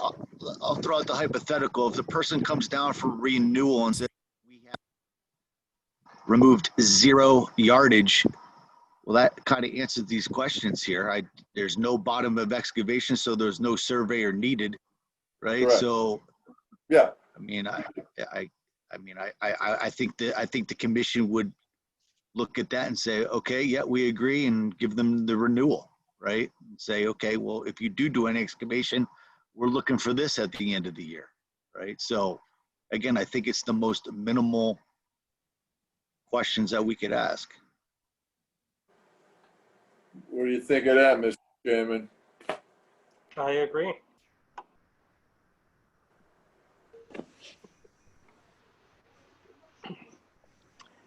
So is there anyone else who has any questions or comments about this language? I know, or I assume Mr. Rice is opposed to accepting this language. Is there anyone else? If you could, Just Are put there it any to other the vote, objections? Joe. Just put it to the vote. It'll take you 2 so- seconds. Yeah, yes to accept, no to deny this change. Mr. Rice, No. Mr. Hill, Yes, Calvin Hill. Mr. Krogel, Yes. Mr. Santos, Yes. Mr. Poplawski, Dave Poplawski, yes. Mr. Lenke, Yes. Ms. Langlois, Yes. Mr. Blackmer, No. Joseph Brody Brown, yes. Okay, so that change is approved. Article 5B, Section 3, Erosion and Sediment Control. We had struck language about a cash bond or surety bond to guarantee completion of the control measures may be required in an amount to be determined by the commission in consultation with the ZEO and or wetlands agent as appropriate. Attorney Roberts asked why we struck. He suggested that there are instances where erosion and sediment control measures might be the only piece of a permit, and so recommends keeping that language. It is up to us to determine whether we should follow his advice or stick with our decision to strike it. Mr. Chairman, I can't remember why we struck it, but I don't think it hurts us by leaving it in either, so. I agree with you. If we never use it, we never use it, but if we don't Yeah. have it, we can't use it. That's right, yeah. I agree. Is I there agree. any objection to putting it back in? Okay, I hear none. Groundwater, we took care of. You already dealt with that, yeah. Article 5B, Section 5, Parking Standards. We did not have language in the proposed draft for entrances or exits of non-residential lots larger than 5 spaces. So this is the recommendation. It would be Section 5, 6, I'm sorry, Article 5B, Section 5D, 6. Entrance and exit driveways for non-residential parking areas with 5 or more spaces shall have a minimum width of 12 feet for one-way use and 24 feet for two-way use. The minimum curb radius shall be 15 feet. 7, entrance and exit driveways to non-residential parking areas from state roads shall conform to any additional dimensional requirements set forth by Con DOT where they may conflict with these regulations. Any opposition to that language? No. Hearing none, we shall None. adopt it. You Okay, guys are so close to the end, so close to we the are in end. the appendices, my friends. Patient. Appendix F, Planning and Zoning Fee Schedule, Excavation Permit Cubic Yard Fee. Currently set at 2 cents per cubic yard, which has repeatedly come under fire, is being set too low. If the commission wants to adjust that, now is the time. We've both seen the work that Alvin's done on that. Mr. Chairman, Mr. Lenke, we adopt, and I'll even make the motion that we adopt Mr. Hill's numbers that he put out there, but I think it should be sooner than later. okay. The way he structured the fees, I think it should be sooner than later. John, meaning you think that it should scale up faster than Alvin suggested? Is that what you mean? Go into the third year of the increase and start there, because we've been sitting back on 2 cents for as long as I've been on it, and before that, and that money it's supposed to go into the town treasury or whatever for roads and stuff. And and our biggest complaint we've been having, and people been jumping all over us, is the conditions of the roads because of the truck traffic. So, hey, we got to do. Yeah, I would second that motion if that is a motion by John, but is there any way to share what Alvin put together? And thank you, Alvin, for putting that together, just so we can see the ramping up or the scaling up. Yeah, I know that Tira, Alvin had a period of time there. Right here. I've got it handy, Tira, if you'll allow me to share. I think I already said it, so you can share. And I was under the impression, or having spoke with somebody, that you're not supposed to be making money when you're doing this. Is that accurate, or the money just goes to the it should go to the state and we're not supposed to be making money on that? And what does other places charge? You ready for me, Joe? Mr. Rice. Okay, to her thing that the municipal authority to charge user fee. Okay, and this is from the Office of Legislative Research. It says in summary, it tells you all the municipalities derive their power, et cetera, et cetera.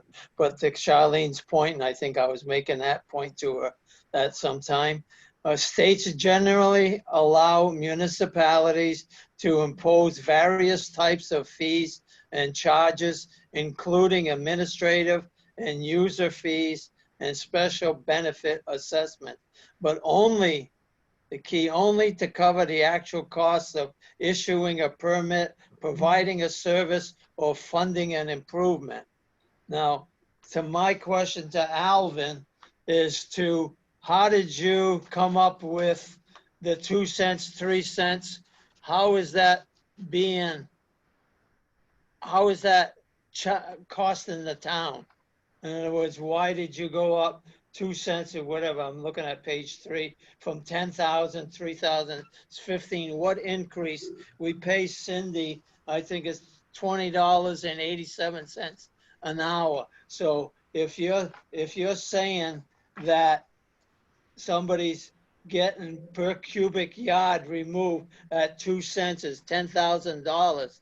Divide that $10,000 into $20 an hour. And that's how many hours she should spend on reviewing that application or checking that gravel permit to substantiate that the town is not making money. We're only recouping what it's costing us. So I disagree with this unless you can show me, or somebody can show me, how it's costing us this amount of money to review a gravel permit. John, we've been probably collecting 2 cents probably for the last That's 30, besides the point. 25 years. Now, 2 cents today, inflation equals 9 cents. Okay. All right, so if you go to your 9 cents, so a cubic yard removed, you're saying we're gonna collect $46,000. The point is that you're supposed to be able to recoup the money or the expense that it's costing the town to review this application and do the inspections and stuff. And, you know, you're talking 10 or 50 and $46,000. We could pay Cindy 20 hours a week for 5 years to do that. So John, if I understand you correctly, you believe that the only thing that these fees are supposed to offset are the administrative fees of the ZEO? That's Because I right. can tell you that it costs $250,000 a road mile to do road resurfacing. No, So yeah, if part okay. of the purpose is to offset potential damage done, obviously a commercial truck is not the only user of a road, but if it is to offset maintenance costs accumulated by the town, I'm sure that there is a calculation that could be done to approximate what amount of that $250,000 per road mile should be the burden of a commercial operator. At the very least, I think that Alvin's got a super strong case by saying if you look at inflation to upgrade from 2 cents to 9 cents based just on that, I think that is pretty strong. If you want to say that getting up to 15 cents may be excessive, I think there's a debate to be had there. That's overtime. Yeah. To my See, point my latest proposal goes from 9 cents to 15 cents over a 6-year period. That's not a lot of money. So the fiscal year 2026, 2027, that's, you know, June to June, is then in 26 and 27 would be 15 cents. That's not my point. My point is that what is it costing us, the town, to review that application, that It's not permit? just, I mean, it's not, not, wait a minute, you can't, it's just not for, you can't What's charge, Let John finish, Alvin. what Tara just mentioned, roads and things, that doesn't come in. It doesn't say you can cover roads and roads wear and tear. All the monies that a truck, i.e. whether it's Ramco or whatever, Ricky DeRosa, he pays taxes on his vehicles to travel those roads. In return, that money goes to the state. The state turns around and gives money back to the towns for road repairs, and that's several $100,000 a year. Go to a Board of Finance and see how much the town gets from the state for the repair of roads. They send us money even to repair gravel roads every year. So you can't put this into that calculation, is what I'm saying. You have to be able to cover administrative, whatever Cindy does to review the application, to do all this stuff, but you can't get into that roads. Mr. Hill? again, it's because of inflation. 9 cents for this particular cycle is equals 2 cents. In the last fiscal year, 26, 27 is 15 cents. Then I would hope that the commission would look again for another 6 or 7 year period and then keep increasing it to keep up with inflation. All my figures are based on 2 cents. Wherever they came up with that reason way back when, 25 or some odd years ago, I have no idea. I can answer. So in other words, Alvin, your projection is not a profitability projection per se. It is merely an adjustment based on known or logical rates of inflation, so that it is the equivalent of what 2 cents would have bought X number of years ago. Exactly. But that's not what the John, state says the John, municipality John. can charge you for. John, what May I? John, can you read that statute again, please? Okay, let me get that statute, when I looked it up.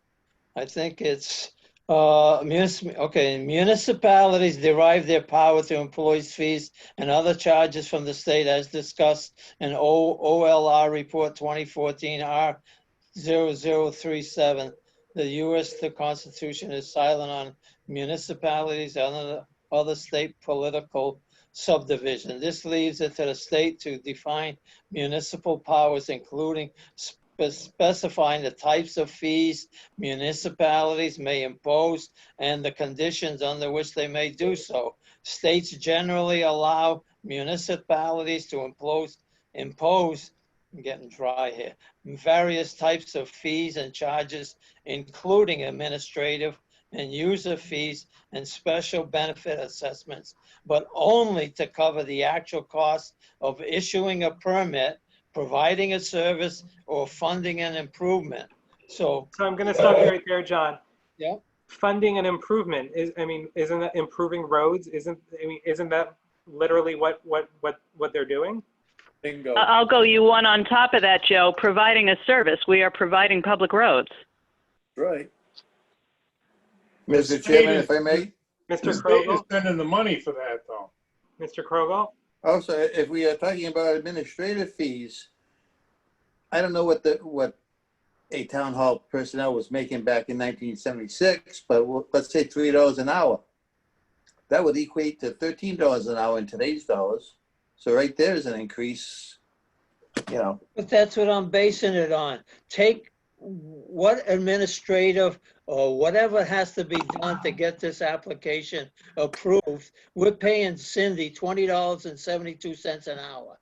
So figure that out, how many hours it takes for her to process an application and go through it. And to go out and look at the job. Here's my other question. The fact that we talked about this and not a single one of the lawyers for any of the gravel operations who were commenting on all of our proposals batted an eye at this section at all. I think if any of the lawyers thought that we were on shaky legal ground in raising this fee, they would have spoken up. Well, I don't think they've seen Alvin's proposal. Our lawyer hasn't seen that. Or the lawyer that's been attending our meetings here, whatever, I forgot his name. But yeah, I'm sure he hasn't seen this, so why should they complain? How are they gonna criticize it? We don't have anything in there. They heard us discussing it. Huh? They heard us discussing it. So if I could make a suggestion here, Mr. Chairman, I would suggest that you vote on this provisionally, perhaps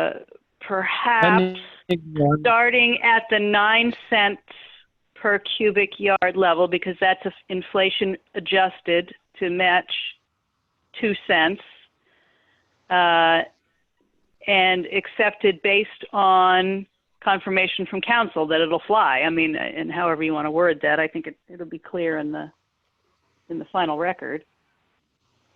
Can Okay, somebody, screen?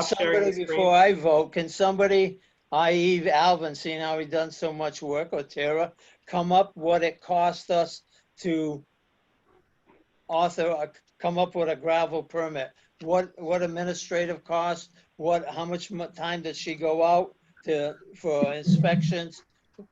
You're shaking your head, Alvin. You got to justify these charges. What are you using to justify this charge? Inflation. Inflation with a capital I. Go ahead.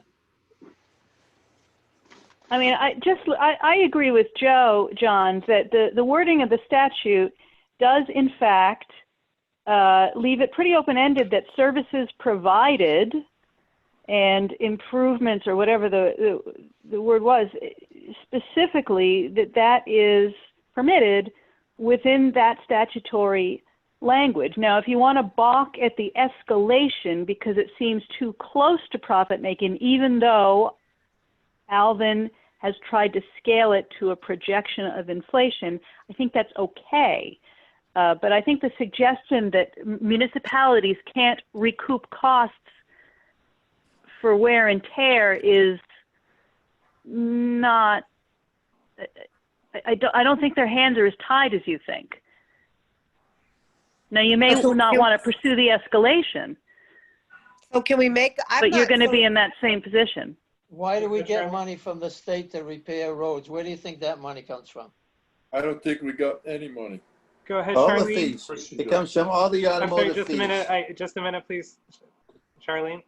I don't think John is saying, I mean, the price does seem drastic, but obviously if we've been making 2 cents for 25 years, 9 cents is a big jump. I think his question, or what he's trying to find an answer to, is can you use that money if we go from 2 cents to 9 cents legally to either pay Cindy, put it in a side thing to pay for the roads? I mean, is that what other people do with their fees, or do they turn them, what do they do with their money?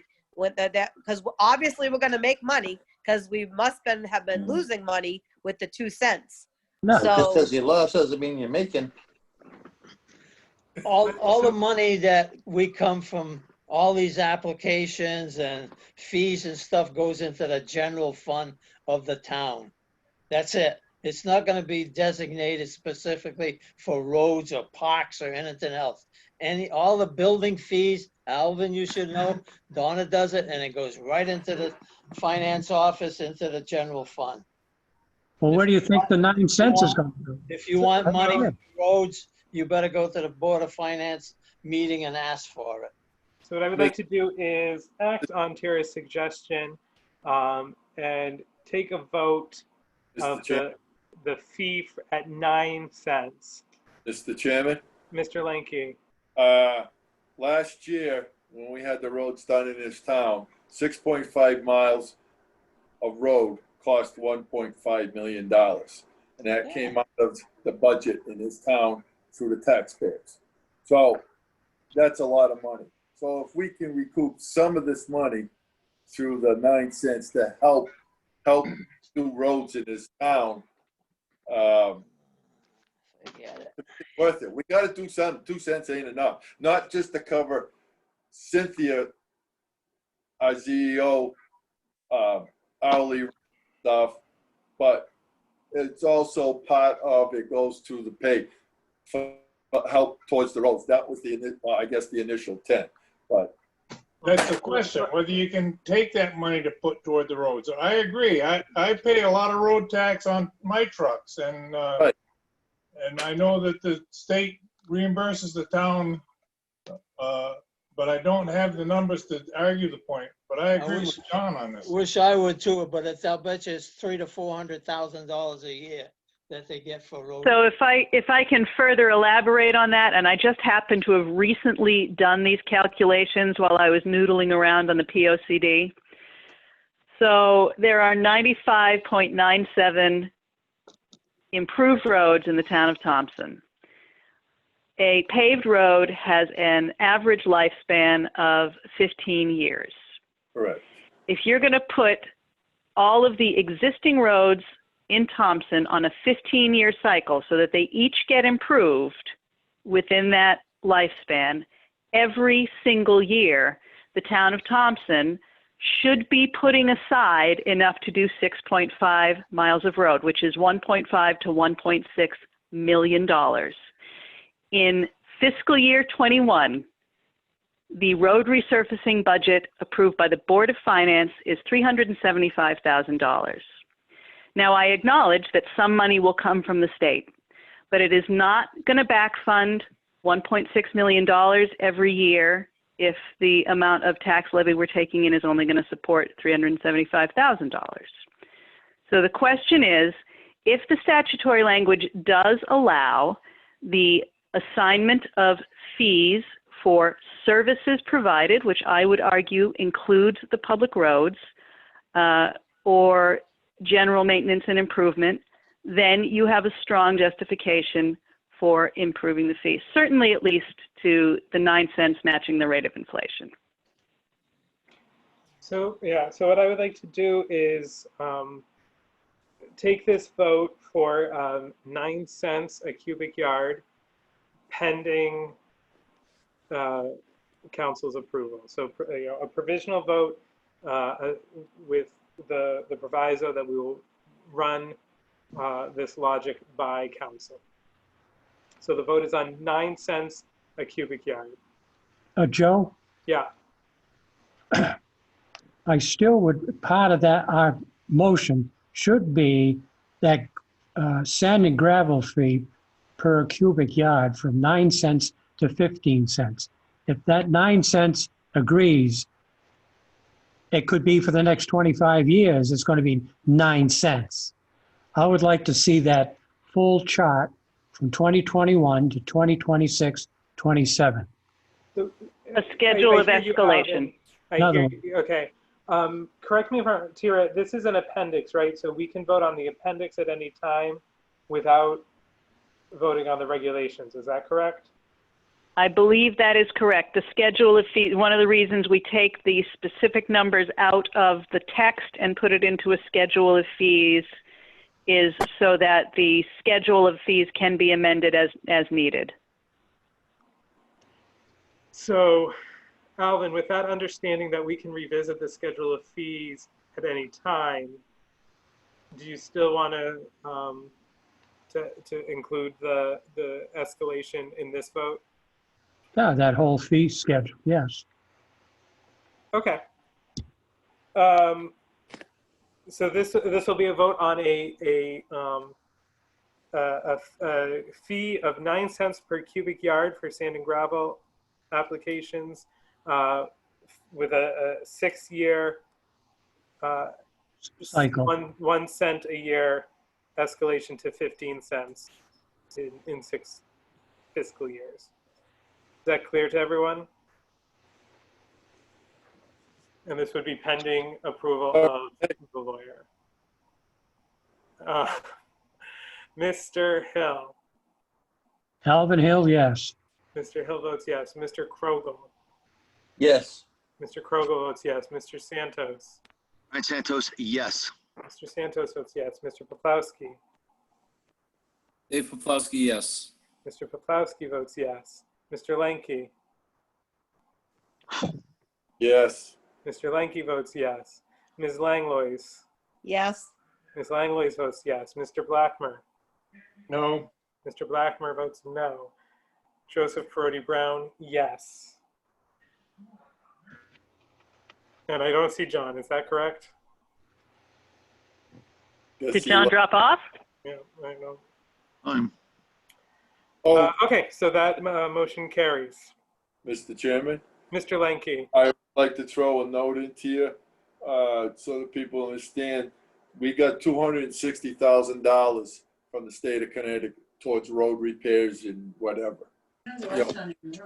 Or whatever, just to let you know. Thank you. So everybody will have a specific number that was given to the town. No problem. Okay. Thank you, John. Zoning permit Yes, I love. application with site plan review by commission. We set we proposed a site plan review fee higher than a special permit fee, which seems to make little sense. So the proposed change is to $150 for a site plan review fee. And Tira, what's the other one? I'm sorry. Huh? What You were mean, the other- it's $100 for a zoning permit. I think it's $250 for a site plan review. There are some other things that add up in that, but the special permit itself was $250. And the way the current schedule of fees is structured, site plan review was set at $310, which was a little backwards. It seemed excessive. Is there any objection to changing that that site plan review fee to $150? Okay, I hear none, so it is adopted. Next, we need an effective date for this document when it is adopted. Originally, Tira had suggested September 1st. I would suggest maybe at this point October 1st, because we are a little bit later than we had hoped to be.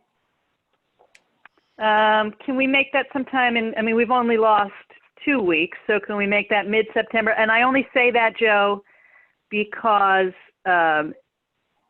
there are people waiting for these changes now Yeah. actively. It's not really an abstraction. We have gone out and said, you know, sometime by September-ish, some of these changes are in effect. People are keeping their powder dry to make applications right now. I hear that. Yeah. How about September 15th? I like it. Is there any objection to September 15th? September 15th for what? I'm sorry, I missed some. Date. What was For an that? effective date, assuming that they vote to approve. Well, you need a date to vote to approve it when the document is finished. You can't vote to approve it tonight. You don't have a document. But we do. No, you don't. You've made changes. You don't have a document for everybody to see it. And I think you need to check with the attorney. I think that you have to, because as soon as you approve it tonight, you have 15 days to publish. You have to publish it, and people have 15 days to appeal it. So you do not have a document to approve. Okay. But we can still. No. Could you Well, let me okay. finish, please, Cindy? Thank you. We could still within the document have to say what date it becomes effective. So we would. But you add have to have a document there to do that, Joe. But it's a circular. No, actually, in this case, Joe, Cindy's got a basic point, which is that it does have to be an effective date for once it's voted on to approve. So the question is,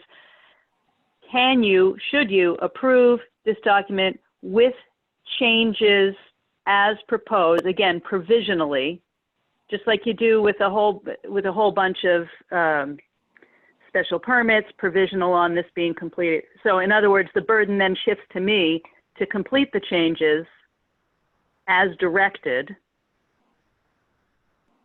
publish it for public review with the indication that it is legal as of this date. Did you not call the attorney to ask this question, Tara, to see if they can approve a document with changes tonight without actually seeing that document completed and seeing all the edits? The question I asked Rich Roberts when I last saw him, actually, was what is the step for once they approve it? And he just said you set an effective date. So if you're approving provisionally and I turn the thing back around to you, then with all of the indicated changes, that's the document. But all right, you know what? You guys do what you want, but I think you really need to be really, really careful that you're not opening up the town for a lawsuit. I think we have Because to if see you a don't title have a document. complete document in your hand Mhm. from A to Z, page 1 to 200, whatever, and it's not accurate, I think you're opening the door for problems.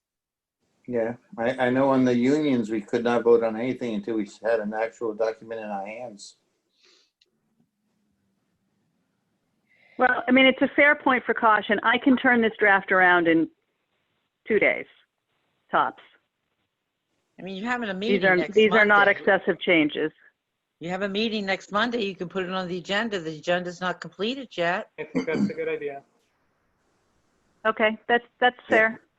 And then after the public hearing, I mean, it can be done like in 10 days after the vote or something of that nature without an actual date. No, you approve it Monday, then you publish it, and people have 15 days to Then you appeal have it. the public hearing. No, we've already had a public hearing. We've already No, you've had the public hearing. Okay. The 15 days is for somebody to say, to cry foul, essentially. It's not To the same take as it, public to hearing. appeal it and to take it to court. That's Right, what the okay. 15 days is for. Okay, so yeah, we'll add it to the agenda for Monday. Okay. So I will have this corrected draft with all these changes turned around before the end of the week. 2 days. Probably tomorrow, really, but let's call it 2 days. Give yourself some time. You're good. Yeah. Wow. Put it on the end, put it towards the end of the agenda. Would that be better? Be like one of our last items, so we Yeah. get to the other stuff? Yeah, I sent the agenda over to Gloria tonight, but today, but I'm going to work tomorrow, so I'll send that over to her tomorrow. Yeah, we can put it wherever. I mean, at this point, it should be at this point, a discussion isn't about issues of substance, right? It's about Public. did this say that? I thought we It's said about accuracy. it's about But- accuracy. But Exactly. you're also going to have the edited changes too, correct? In that document for Monday? You mean the Changes from the editor? typographical, numerical? Yeah, I've got those already. In fact, Okay, and John you don't Rice have to actually send it has back to him the for edited anything? copy. You don't have to send it back to him for anything else? I shouldn't. Okay. Hey, what Janet Blanchett just type in? Hold on. Was country Definition of discussed? country inn. Excuse me? Was the definition of country inn discussed? The answer is no, Janet, because we'd already decided that, I think.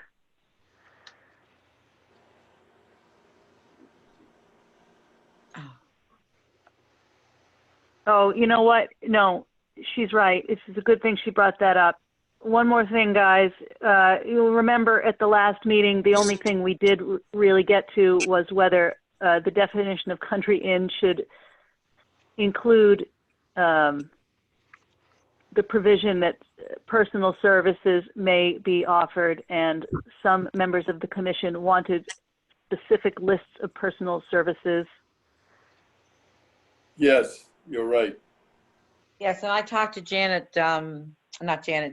Bates today about that. Where's I brought the notebook. Do you want to discuss that now or not? Yes. Yeah, it's one more item. I want all my edits right now. Yeah, absolutely. All right, let me find the page. Let me find what we discussed today.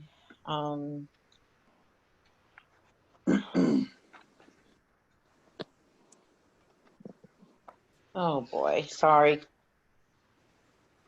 That's all right. I'll go back to the definitions and read it as I have proposed, Okay. and then she can. All my pages fell, so now they're all out of order, which is annoying. So annoying. Oh, let's see which one of us finds it first. Okay, country inn. Here's C in the definitions. A building originally designed as a residence that is converted to use as overnight accommodations for transients in exchange for compensation. A country inn may or may not be owner occupied, but it may not be part of a hospitality group or franchise. A country inn may include an area for food and beverage service, may provide meals other than breakfast, may provide personal services, and may be open to the general public. So the only addition there to what I proposed previously is that one phrase, and may provide personal services. The nature of those personal services, undefined, because as we have observed in other instances, we cannot necessarily anticipate the full range of personal services that may be proposed. Perfect. Okay, so our discussion, and I don't know if it's for here or for next Monday, but I called Joanne, and what they're looking for is to offer the spa services, obviously, to their clients of the Country Inn, people who come to the Country Inn, but they would also would like to offer anywhere from a 3-month to a 1-year membership for the spa services, and the spa services include a massage, facial, manicure, and pedicure. So they want to offer the community a membership to that. And then the other things they would, and or for a spa package for the day for You know, if the girls want to go, you know, I don't know how many girls they could fit in there in one day, but if you wanted to have a girl day and you want to reserve the spa for something like that. And that's basically what they're looking for. But why does it Yeah, have to so be the- spelled out? What was that? Why does it have to be spelled out, Cindy? I mean, a lot of that Well, they want to make sure they can do it. anyway. I think the definition spells that out, actually. I think The the definition definition that Tara uses just personal read. services and covers that, yeah. Yeah. Yep. Whether it's for, because it says for the public. And membership would be for the public, right? Right. Okay. Yeah, there were certain members of the commission who wanted a delineation of specific services, which I thought was just much too cumbersome.